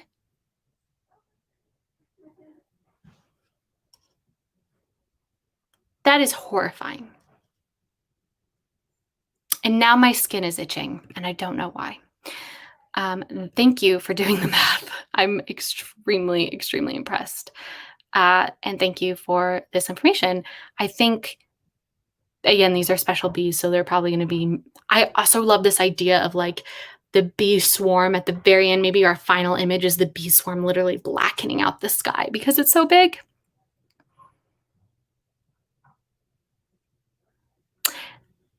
I'm questioning everything in my life. Honeycrisp apples don't actually have honey in them, right? Oh my God, there's a bee outside my window. It was flying up like, bitch, you talking about me? Are you onto us? Shut up. Did you guys hear that buzzing? Sorry. Anyway, I got distracted. Oh, gotcha. Bougie in your head. I love that. The bourgeois bees. That is so many bees. I can't. It's 712,000. He has a pollen that is the antidote and blows it into people's faces, but it causes sneezing. I love it. A pollen is the antidote and it makes them pass out maybe. And she thinks that he's like chloroforming them or poisoning them. Pollen. Maybe it's the pollen of, full circle here. Pollen of the violet flower is the antidote to the honey that is made from the violet flower, right? Pollen of the violet, sorry, flower. And what the partner uses to help wake people up. That's how we'll phrase it, except they don't wake up, they fall asleep.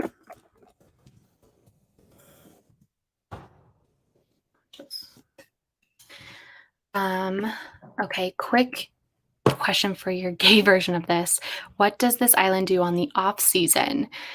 I think that is your area to explore, don't you think? Do you want to know what Mackinac does in general? So Mackinac's season ends on October 31st on Halloween, because it's the potential. I think the reason the season ends is generally it's pretty cold by then and they don't have a ton of tourists, and it's expensive for the ferries to shuttle back and forth if it's not profitable. And so I think the ferries shut off, which is why the season on the island ends. I do not know that for sure, and I apologize for anybody who lives on Mackinac if I've gotten my information completely incorrect. But I think they just kind of live their life, right? It's wintertime, so they're usually, I don't know, hanging out. I don't know. I followed a few people who live on Mackinac on TikTok, and for the most part, that I can tell, they snowshoe a lot and they play a lot of D&D. And I was like, I should move to this island permanently because that sounds like a good time. I love to be cold and I love Dungeons and Dragons. Maybe she gets on the ferry to try and conquer her fears. Yeah. Maybe she remembers her mother being obsessed with the honey and making her eat a spoon every day. Oh, but again, though, the honey doesn't travel well, we've determined, so that could be complicated. Katie says, or could the main character have already started to form a conspiracy theory about this place and the coincidence of a fairy seeing me 20 years ago? She's like a journalist investigating. I love that. Bee body horror. Oh! The skin peels from his back and I can feel it in 4 large strips. Sorry, I'm nervous. A breeze makes them flutter in the wait. Sorry. This is too much for me, Laura. A breeze makes them flutter like the wings they are morphing into. Another head with huge faceted eyes comes through. The human mouth, the human skull, now a decoration of death. I love that phrase. Appendages slough off extra human flesh, revealing the black legs where the skeleton should have been. I love it, but you got it. That's on you, girl. Laura, you just got to keep doing that yourself because I can't write like that. I can't. It's a lot for me. Rose says, what if her mom makes her eat a spoonful of honey for aversion therapy so she doesn't join the cult of bees on the island? That's interesting.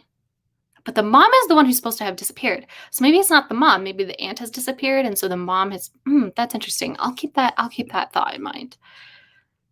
Maybe she's on a self-help kick and she's going to conquer her fears, so her friend goes with her, and while on the island, her friend disappears, and that kicks off her search, and then realization that the ferry accident may have not been an accident. I kind of love this. I love this. Yes. I'm writing that down. Also, anytime I've been saying I really like something and I haven't written it down, it's just because I've forgotten that I'm supposed to be writing stuff down. It's not because I'm just being like, oh, I like that, and then moving on. I've been forgetting. But the great thing is that this is all recorded, so I can go back and incorporate it if, yeah. So, yeah, traveling with a friend to help her conquer her fear / remember her mother. Friend disappears while of course I spelled that wrong. While on the island.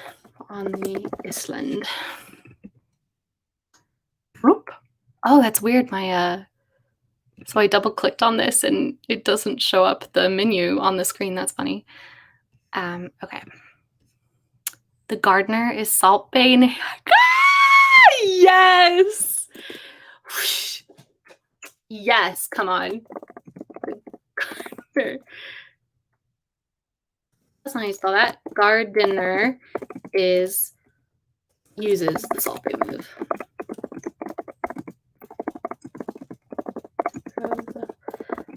On the islanders. Okay. Miranda says, but that logic almost translates to people who eat the honey-infused foods are immune to the powers because they've built up a tolerance, so only new people get turned. That's true. That's true. Okay, we got to think about that one.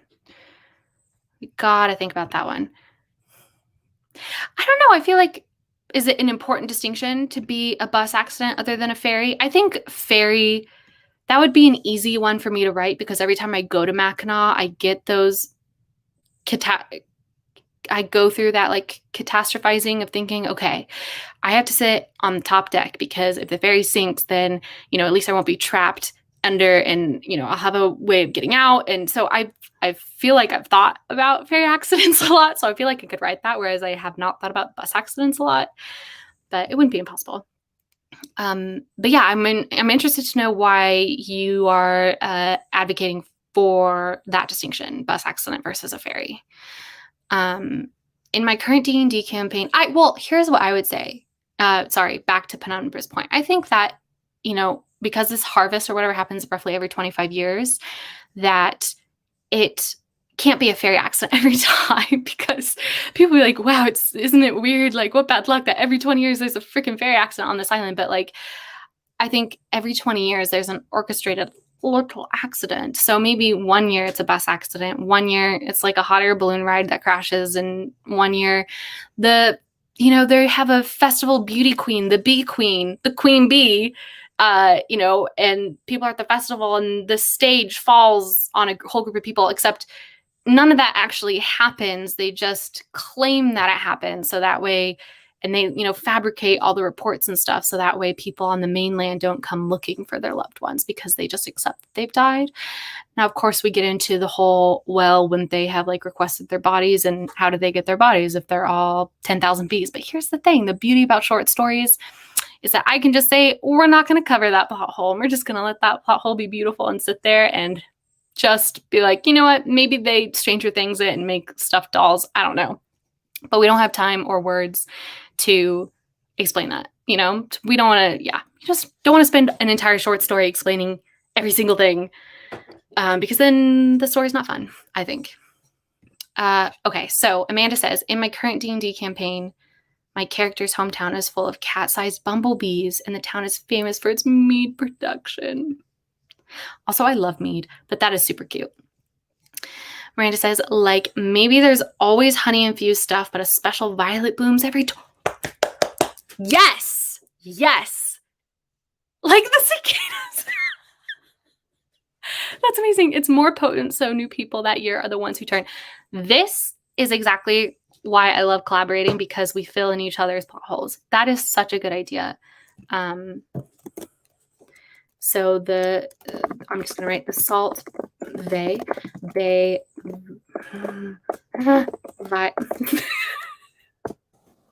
was the biggest struggle in the world for the word violets. The Salt Bay violets only bloom once every 20 years, hence this, since hence the harvest season cycle. Okay.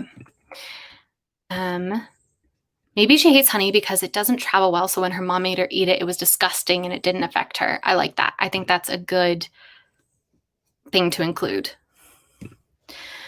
Or to bring in the salted thing, what if the salt lake is the antidote? That could be good. So the people who know better have always have the salted honey. I don't know. I like the idea of the 20-year cycling flower, right? Because then I just like that gives an explanation for why it's every 20 years.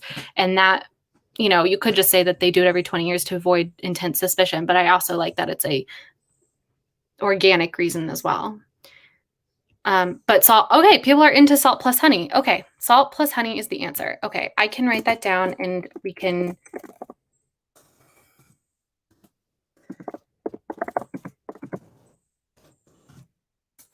further explore. The dead body sent back in a bag of bees? A la Stranger Things. Okay, gotcha. The buses go up the mountains. There are drop-offs that are deadly. Yeah, I think we can incorporate that. Like, as she's discovering the history of the town, she can maybe... who she can talk to who's going to be on her side. I don't know. Like, maybe the gardener, but then eventually she thinks the gardener is bad, so I don't know. But she'll somehow find out that, like, oh, every 20 years there's a weird accident on this island, and one of those can be a bus crash. And maybe the gardener is trying to breed out the violets that bloom every 20 years. I like that too. Honey harvest would be in the fall unless the honey is harvested and stored. Well, let's go with that. That it's harvested and then stored, because I don't know why, but for some reason, did we say that this was in the summer? Because it could be in the fall. This could be a fall thing. But I mean, like late September. As opposed to height of the summer, she can talk to the grandmother figure. Yeah. Yeah. So that was my other thing, is figuring out what's going to be our word count for this, because it's definitely going to be more than 500 words and probably more than 1,000. But then that brings me to my next point. So we've officially passed the 2-hour mark.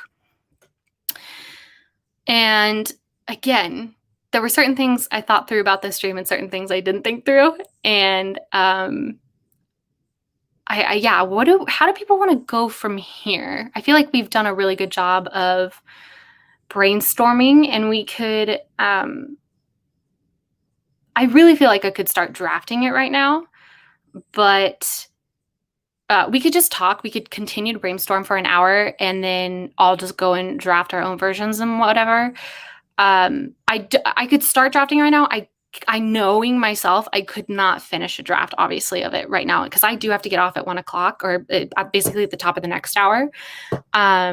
So we could do part 2. I don't know. Would that be fun?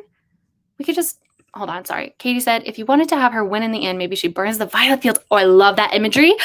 Yes, because then we can combine, right? Because I love the idea of, that's a good point too, but hear me out though. Hear me out. I love the idea of one of the final images be the swarm of bees filling the black sky. But I was like, but I kind of also want a protagonist to get away. I don't want the like uber bummer downer of her becoming part of the hive mind. So the bees could be swarming because they're mad because she's burning their violets. I kind of like that. Oh, part 2 of the stream could be revision, where I have my draft and then we just all revise it together. Oh, but then Katie's out of a job though, because she's my go-to reviser. I like it. Okay, we can consider doing a part 2, but my main question is right now is, do we want to try and make a super fleshed out outline right now, or are people kind of ready to hop off and then do a part 2 and after I've already attempted a draft? Like I'm totally fine to sit here and chat with you guys and keep doing awesome brainstorming stuff. But if people are like, this has been enough. 2 hours of you, Wallace, is just the right amount. But we're done. Let me know and we can decide. Or we can also go into another sprint. It's, just let me know. Again, low key, chill, whatever you're feeling. Penumbra says, the final question, does she get her mother and the grandmother figure back, or does she sacrifice them to destroy all the evil bees? So here's my thing, is that because we're deciding that when people turn into the bees, they turn into 712,000, which is such a specific number. I would say her grandmother and mother, the grandmother figure and her mother don't exist anymore. Unless we're doing the twist that the grandmother figure is also the queen bee, which we still haven't discussed and totally fleshed out.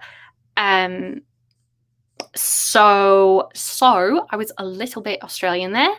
I would say that can be how our bittersweet ending, right? Is that she loses her friend. She's already lost her mother, and she's attempting to come to terms with that, but she also loses her friend, which kind of sucks because her friend was like, I'll be supportive and help you through working through this trauma. So that kind of sucks. And either she also loses the other lady on the ferry who helps with their backstory, or that lady turns out to be the evil queen bee all along. So I think that gives us the bitter, but then the burning of the violet fields gives us, I didn't even call that sweet. What's a new bitter catharsis, maybe? Instead of sweet? Because I don't think it'll be a sweet ending. It'll be kind of a good for her female rage kind of ending, right? Am I reading too deeply into it? Bitter catharsis, does that make it a good name for a genre title? Yeah, you're out. You're fired. This is sweet. Thank you. I'm okay. Good. I'm glad people are having fun. So we can keep going. Why is that underwhelming? Do you think that ending is underwhelming? We can workshop the ending if we want to workshop the ending. Do people not like that final imagery of a burning field and the swarming bees? This was what I was going for, right? Oh my gosh, this is so an homage now that I think about it, because that's about fire as well, and not with bees, but a hive mind, certainly. But yeah, we can definitely keep going.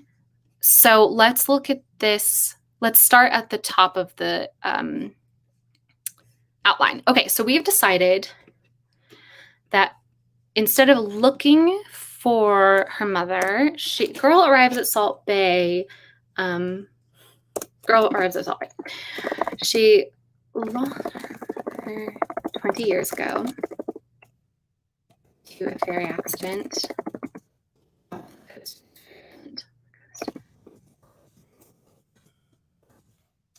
She is facing her fear alongside a very kind, brave friend. Oh, and you know what we can also be doing right now, just to make it extra fun, is we can be starting to name characters. Yes. If we were going to query this, it wouldn't be such and such meets such and such. It would just be Midsummer, but with bees. Just Midsummer, but with bees. So what do we think our protagonist's name should be? Do we want to give her a meaningful name? Because we can either do it two ways. We can either give it a name that's tongue-in-cheek. Oh, it's super about, oh my God, you guys, come on. At the same time. Katie, were you just riding the hype train, or were you being for real? Is everybody coming up with this name at the same time? God, part of me thinks that's a little too on the nose. Okay, how about this? Oh, is this going off Divergent though? Because I was gonna say we could just call her Tris the entire time and have it be a little Easter egg that her name is Beatrice. Because I feel oh, yes. I like this.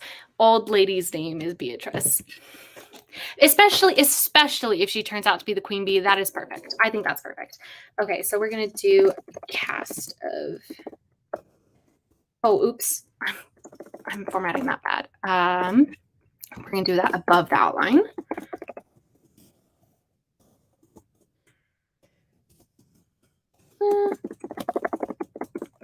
And old lady slash, and I'll just put, oh my god, Queen B question mark, and her name will be Beatrice. And then who else? Oh, the gardener. But I don't know if the gardener is gonna have an official name, or if he's just gonna be referred to as the gardener, because I think that's very classic of a mystery trope where there's just they have this spooky title like the groundskeeper, you know. But we can give him a name if people come up with one. Who else is a named character in this story? I mean, we obviously have shopkeepers. Okay, we'll just put in miscellaneous villagers / shopkeepers. Okay. That's cute. Betty. I think that's a cute name. I like old lady as Beatrice. Maybe she's called Violet or Honey since her mother loved the island. Okay, here's my thing. This is so dumb, but my thing about calling her Violet, even though I like it, is that I can't remember if that other chocolate is Rose in the violet dress or Violet in the red dress or something, but it's a rose and violet chocolate. And if it's Violet, well, you know, I think I'm going to use Violet in a different story. You know, I think I want to reserve Violet, if that makes sense. This is cute too. Isla, like Isla Fisher. That's cute. Maybe Melissa, it's Greek and means honey. Yes. Come on. That's awesome. Yes. And maybe her friend can be named Isla. How about that? So Melissa, because I like this, because before people came up with Beatrice, which totally shook me to my core and I got distracted, I was going to say we should consider two things. We should consider a name that is funny and like tongue-in-cheek and meaningful to the story, but also consider what a mother would name her child, who this mother would go to this island every summer, and if that would play a role. And so I feel like this name hits both, right? Because it literally means honey, but I can also see that and it makes sense why the mother would name her child that. She'd be like, oh, I don't want to be crazy, and well, I shouldn't say crazy because there are actual people out there with the name Honey, but you know, I could see the mother being like, oh, this name means honey, but it's also a name you hear pretty often. So what? No, I'm not. Oh, sorry, it skipped. It skipped. Yes, I'm sorry. Okay, you said possibly a floral name, Violet perhaps. And then you said Queen Bee, changing my name on the StreamYard. I love that. I love this name too, but I think we're going to go with, what do people think about Melissa? Oh my God, Deborah means bee. Yes, people, this is the, I love getting the normal names, right? Where a reader who's going to just want to, if I post this on Instagram, most people, if anybody, is just going to scan and be like, okay, cool. But then we will know the layers of depth that we put into this. I love that. And Deborah is such a mom name too. So I think that's perfect. Also, I'm going to take a drink, but I know that this is like ice cold at this point. Excellent, excellent, excellent. Oi, awful, awful posture. My back hurts. Mom could be Debbie. Oh, but that's also kind of funny because it's like Debbie. Oh, I might be getting a little slap happy at this point. Okay, so this is great. Oh no, not the friend isn't Deborah. Sorry, we said friend is either Isla or Lacey, and then the mom, Debbie / Deborah. Excellent. Okay. Debbie. Yes, perfect. Also, I do love this. My grandmother's name was Shirley, but for some random reason, I have so many memories of my parents calling her Sally when I grew up. And we also had a dog named Sally, so that always really confused me. I had no idea what was going on there. I know, But that's what I love. I love when you come up with a name and it's perfect on more levels than you intended, and that's how you know it really is the perfect name. Okay, so we have our cast of characters. Now we can go in and make this for real. So instead of girl, we can say Melissa. How do people feel about the name Melissa? Do we want to shorten it to like Lissa and Isla? Are those too similar? If we did Lissa and Lacey, I think that would be too similar. So I'm thinking Melissa and Isla, but those have similar endings. Whereas Melissa and Lacey, those sound similar too. These are the real issues. Liz, here's a funny story. So when I was little, I hated my name. And just because Wallace, you never found it on any of the little tags or whatever at not grocery stores, gas stations, like keychains and stuff. It was so unusual. I was named after a man. So when I was in the 5th grade, I was like, I'm going to reinvent myself. And I looked at my name, and the last 3 letters of my name are Lis. And so I said, okay, that's kind of close to Liz. And I was obsessed with the show Roswell. And sorry about the bell. The main character in that show's name is Liz Parker. And she was like, before Twilight, she was everything I ever wanted to be. She was like, Roswell was basically Twilight, but with aliens. It was amazing. And Liz Parker was foundational to my personality. Like, she's the reason I went into science, basically. And so in 5th grade, I started telling everybody that my name was Liz, it was my nickname. And my sisters thought it was the stupidest thing, the cringiest thing. And so then they would go around the school calling me Liz to everybody, because my name isn't Liz, L-I-Z, it's Lis. And so I quickly stopped that because I felt bad about it. I like this, Mel and Isla. Oh, actually, it was Grape who first, or maybe it was at the exact same time. I think Grape had it a little bit first. But we had some iterations. Mel and Lacey, Lissa, Liz. I like this, Mel and Isla. Those feel distinct to me. No, not a Wallace Simpson situation. Because, yeah, I was just named after a man. I was not named after Wallace Simpson. But that is typically what people think when they hear my name. Another fun little sidetrack story. I might have already said this, but when Prince William got married, my friends and I were sitting and talking about who was least likely in our group to marry Prince Harry. And my friend said, well, I could never marry him because I'm Catholic. And I said, listen, honey, you could always convert. I'm an American girl named Wallace, and there's no way the Queen would ever allow that situation to repeat itself. So, yeah. So I knew Harry and I were never meant to be. OMG, but you in pastels absolutely looks like a Liz. Why does this feel like an insult? Anyway, back to the story. We're going to go with Mel. So we'll put her full name here, but then Mel arrives at Salt Bay. She lost her mother, Debbie, 20 years ago to a ferry accident off the coast of this very island. She is facing her fear alongside a very kind friend. I don't know why I put brave, whose name is, we go with Lacey. Is that what we said? And no, Isla. Okay, so arrive via a ferry. The opening scene can be getting off the ferry, coming into the bay, and meeting, what was her name? Beatrice for the first time, who tells the guild, she's been coming here for years and it's so fabulous. She, I'll just say B, haha, no, reminds Mel of her grandmother. Okay. So then we have Salt Bay, aesthetically based on Mackinac Island, is famous for its violet flower honey and holds a festival every year, which draws in thousands of tourists.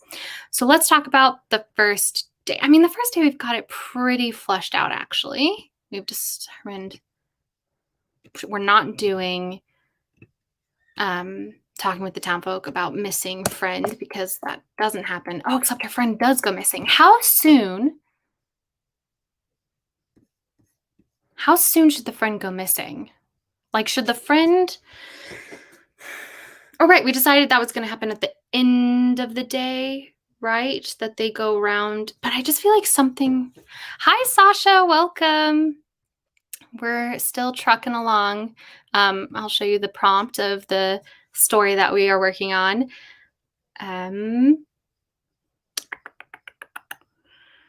Let's see. Oh, sorry, Violet. You said the same reason I suggested Letty when people were saying Violet could be a nickname. It's not a bad nickname, but here's the thing. I think nicknames are for when the name itself doesn't fully satisfy for whatever reason. And Violet has always been one of my favorite names. So I think you have one of the best names in the world. Maybe Isla drinks some honey tea and then says she's tired, so she goes back to the hotel, and that night Mel finds her missing. I like this idea.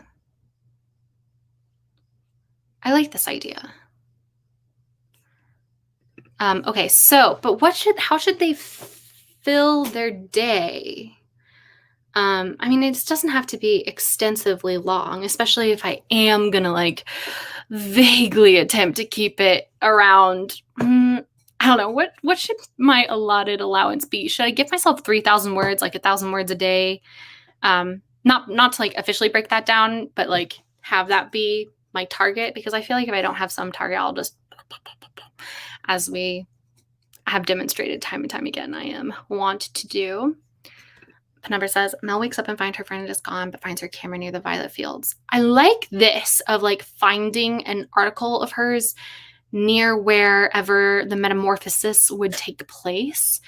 Yeah, I like this too. That is something for them to do during the day. But I think we're going to go with Katie's suggestion of that instead of a waking up kind of scenario, it's just, she's going to return to the hotel room and her friend won't be there. And then she can like go out or...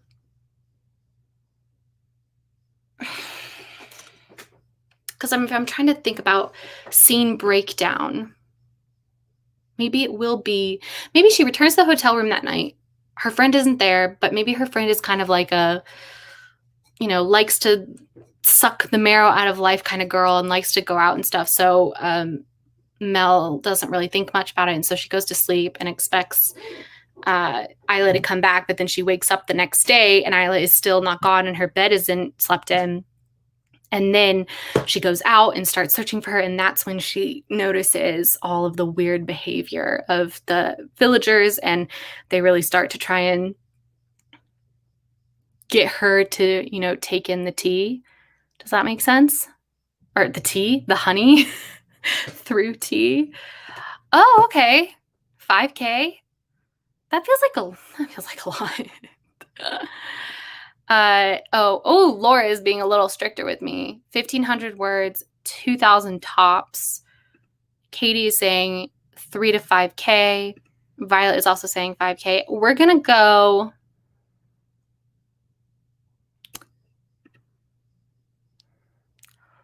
What?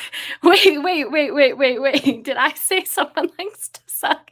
I do not. I have no memory of saying that. Oh, yes, I said suck the marrow out of life. Oh my gosh. Sorry, Grape. Okay, yeah, let's... I don't want to be overly generous with myself because I do want to prevent over exposition. So I think I'm going to go 4K. Just because, to be a contrarian, because nobody suggested 4,000. So that's what I'm going to suggest. Katie says, or she wanted to go home, which is what makes Mel super suspicious because Isla is super excited about this island. That's the thing, is that I'm going to write what I write and then cut it down to 4K. And I really do think that the stories are better for it. They're like the icebreaker. I think I mean, I don't think any of the stories are fabulous, but I think the icebreaker as it is in its form, trying to get it under 500 words, was way better than the version I had of it that was 750 and had to be cut down to just under 500. I think having that goal to cut down to helps me figure out what words are important and what words are going to be impactful every single time. Because again, I know I talked about this earlier in the stream, but I think with a short story where you're confined like this, you really can't have anything that's not necessary to be there, you know? And I think that's an important lesson for me as a writer to know, because I think that helps my writing in general when I'm practicing asking myself consistently the question, does this really need to be here? So suck the honey out of the straw would be the honey metaphor for suck the marrow. Yes. Okay, this will be the strategy. I'll allot myself 5,000 words for the first draft and then cut it down to 4. How about that? And just cut out 1,000 words. Yeah. So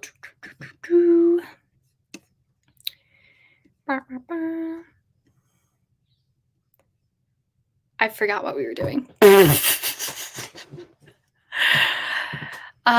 We talked about, we were talking about the friend and what the weird things that they do on the first day. Okay, so spent observing the festival. Somebody suggested that they, both girls go on a tour of the flower fields, of the violet fields specifically. And I like that because then I like the idea, if we're going to have this big destructive scene at the end of this location, I like the idea of letting the reader be introduced to the location first. So we get to see it as it is in its, healthy stage. And then that, I think, gives catharsis to the big destruction at the end. If we aren't familiar with this location and it gets destroyed at the end, I feel like that doesn't have as much as an emotional impact, because it's like, okay, and then she burns down these fields. But if we've seen the fields and then she eventually goes back to them and sets them all on fire and we have the huge swarm above her, I think that will be good. I think that'll be good.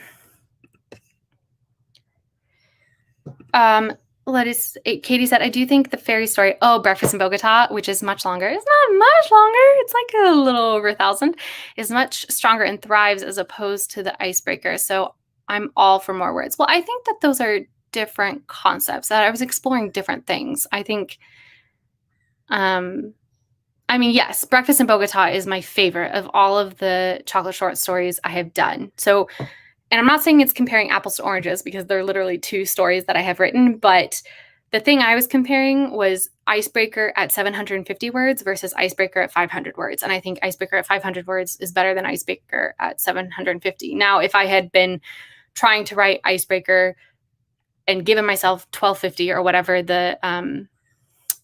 whatever Breakfast in Bogota is, maybe it would have been better than Icebreaker at 500, but I don't think so, because the specific thing I was trying to explore in the Icebreaker was that intense isolation and then the slight sliver, like desperate last thread of hope you would try and cling to as you walk towards your certain death.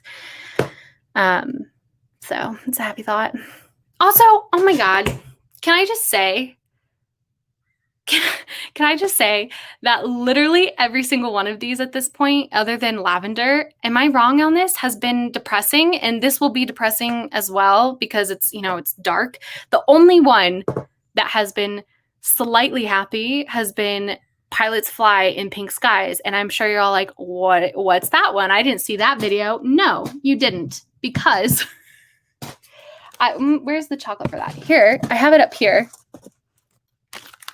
I wrote a full draft for this one, and then I was just like, I didn't film enough and stuff, and so I scrapped the video. So I have this story, but it just never got, edited and uploaded. So, but that's a happy story. It's about a girl who's part of a adventuring family who adventure on hot air balloons, and it's the day she's given her first hot air balloon to pilot on her own, and it's just a cute little ditty about, her being a pilot. It's cute. Anyway. Okay. Honestly, I don't know. I feel like we might be at a good wrapping up point, just so that way I have time to set up, because I have a meeting in like half an hour basically. So Yes, actually, love me too. Love you too, babe. But instead of returning to that line, I think, or we're going to call it a day for now. Guys, thank you so much for all this crazy help. This has been super fun. I've really enjoyed it. And I'm assuming if you're still here, you've also enjoyed it. And if it was boring, then you have left. So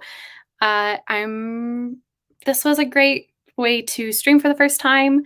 Does anybody have any like closing remarks or thoughts or things that they really want me to keep in mind as I go and I try and draft this out? Violet says, I'm sure the bunny story was going to be nice and fluffy, but no one but me wanted that one. I wanted that one too. Look at this cover. That's so cute. The elusive Lord Hoppington. I mean, that's so cute. I think that would have been really cute. But I don't know what is supposed to happen on day 3. Well, I don't know. We can talk about it. We can keep talking about it, and then maybe I'll do a second stream where we go over the draft that I draft out, and then we can all do revisions. But in case that ends up not happening, at the point in time in which the story is ready, I will make an Instagram post and I will link that post down in the description. So if you go down and there is not a link to my Instagram and that post specifically, then just know that it is not ready yet. But this has been super fun. I hope everybody else really enjoyed this. Another stream with the elusive Lord Hoppington. Could this be a new format for chocolate short stories? That's a good question. Do people prefer the vlogs of me writing them all the way through, or do people like this process? Yeah, it's a cliffhanger. Throw the outline in a Google Doc and share it in the thread, possibly. Okay, I can do that. I can definitely do that. But bye, Laura. Thank you so much for coming. I can put the prompt in the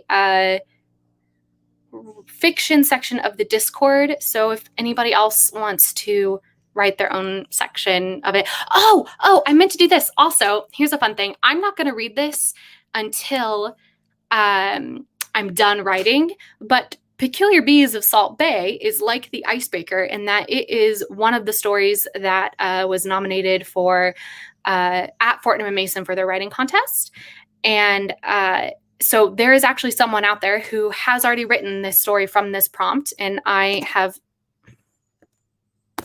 There we go. Didn't paste for a second.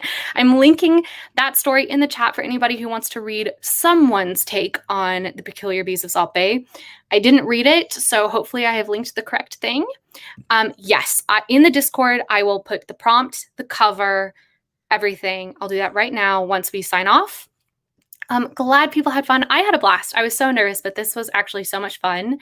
And maybe in the future I could have co-hosts on with me, so that way there's a little bit more, like I'm not, it's just not just me being the only one talking. I feel like things improve when you get more voices that can immediately respond to certain suggestions and stuff. No, Catherine, I'm too lazy for this. I'm sorry. But yeah, okay. I'm so glad everybody had a good time. Thank you, everybody, for coming. It really means a lot to me. And that everybody was so here for it. Okay, we'll consider doing a Lord Hoppington stream. We'll consider. If we do another one while I'm still up here, because these are the only 2 chocolates that I have, so we might have to. But bye. I hope everybody has a great day, and I'll see you guys on Friday, because we're going to be on Katie's channel for the Trouble stream. I forget. It's one of those. Bye.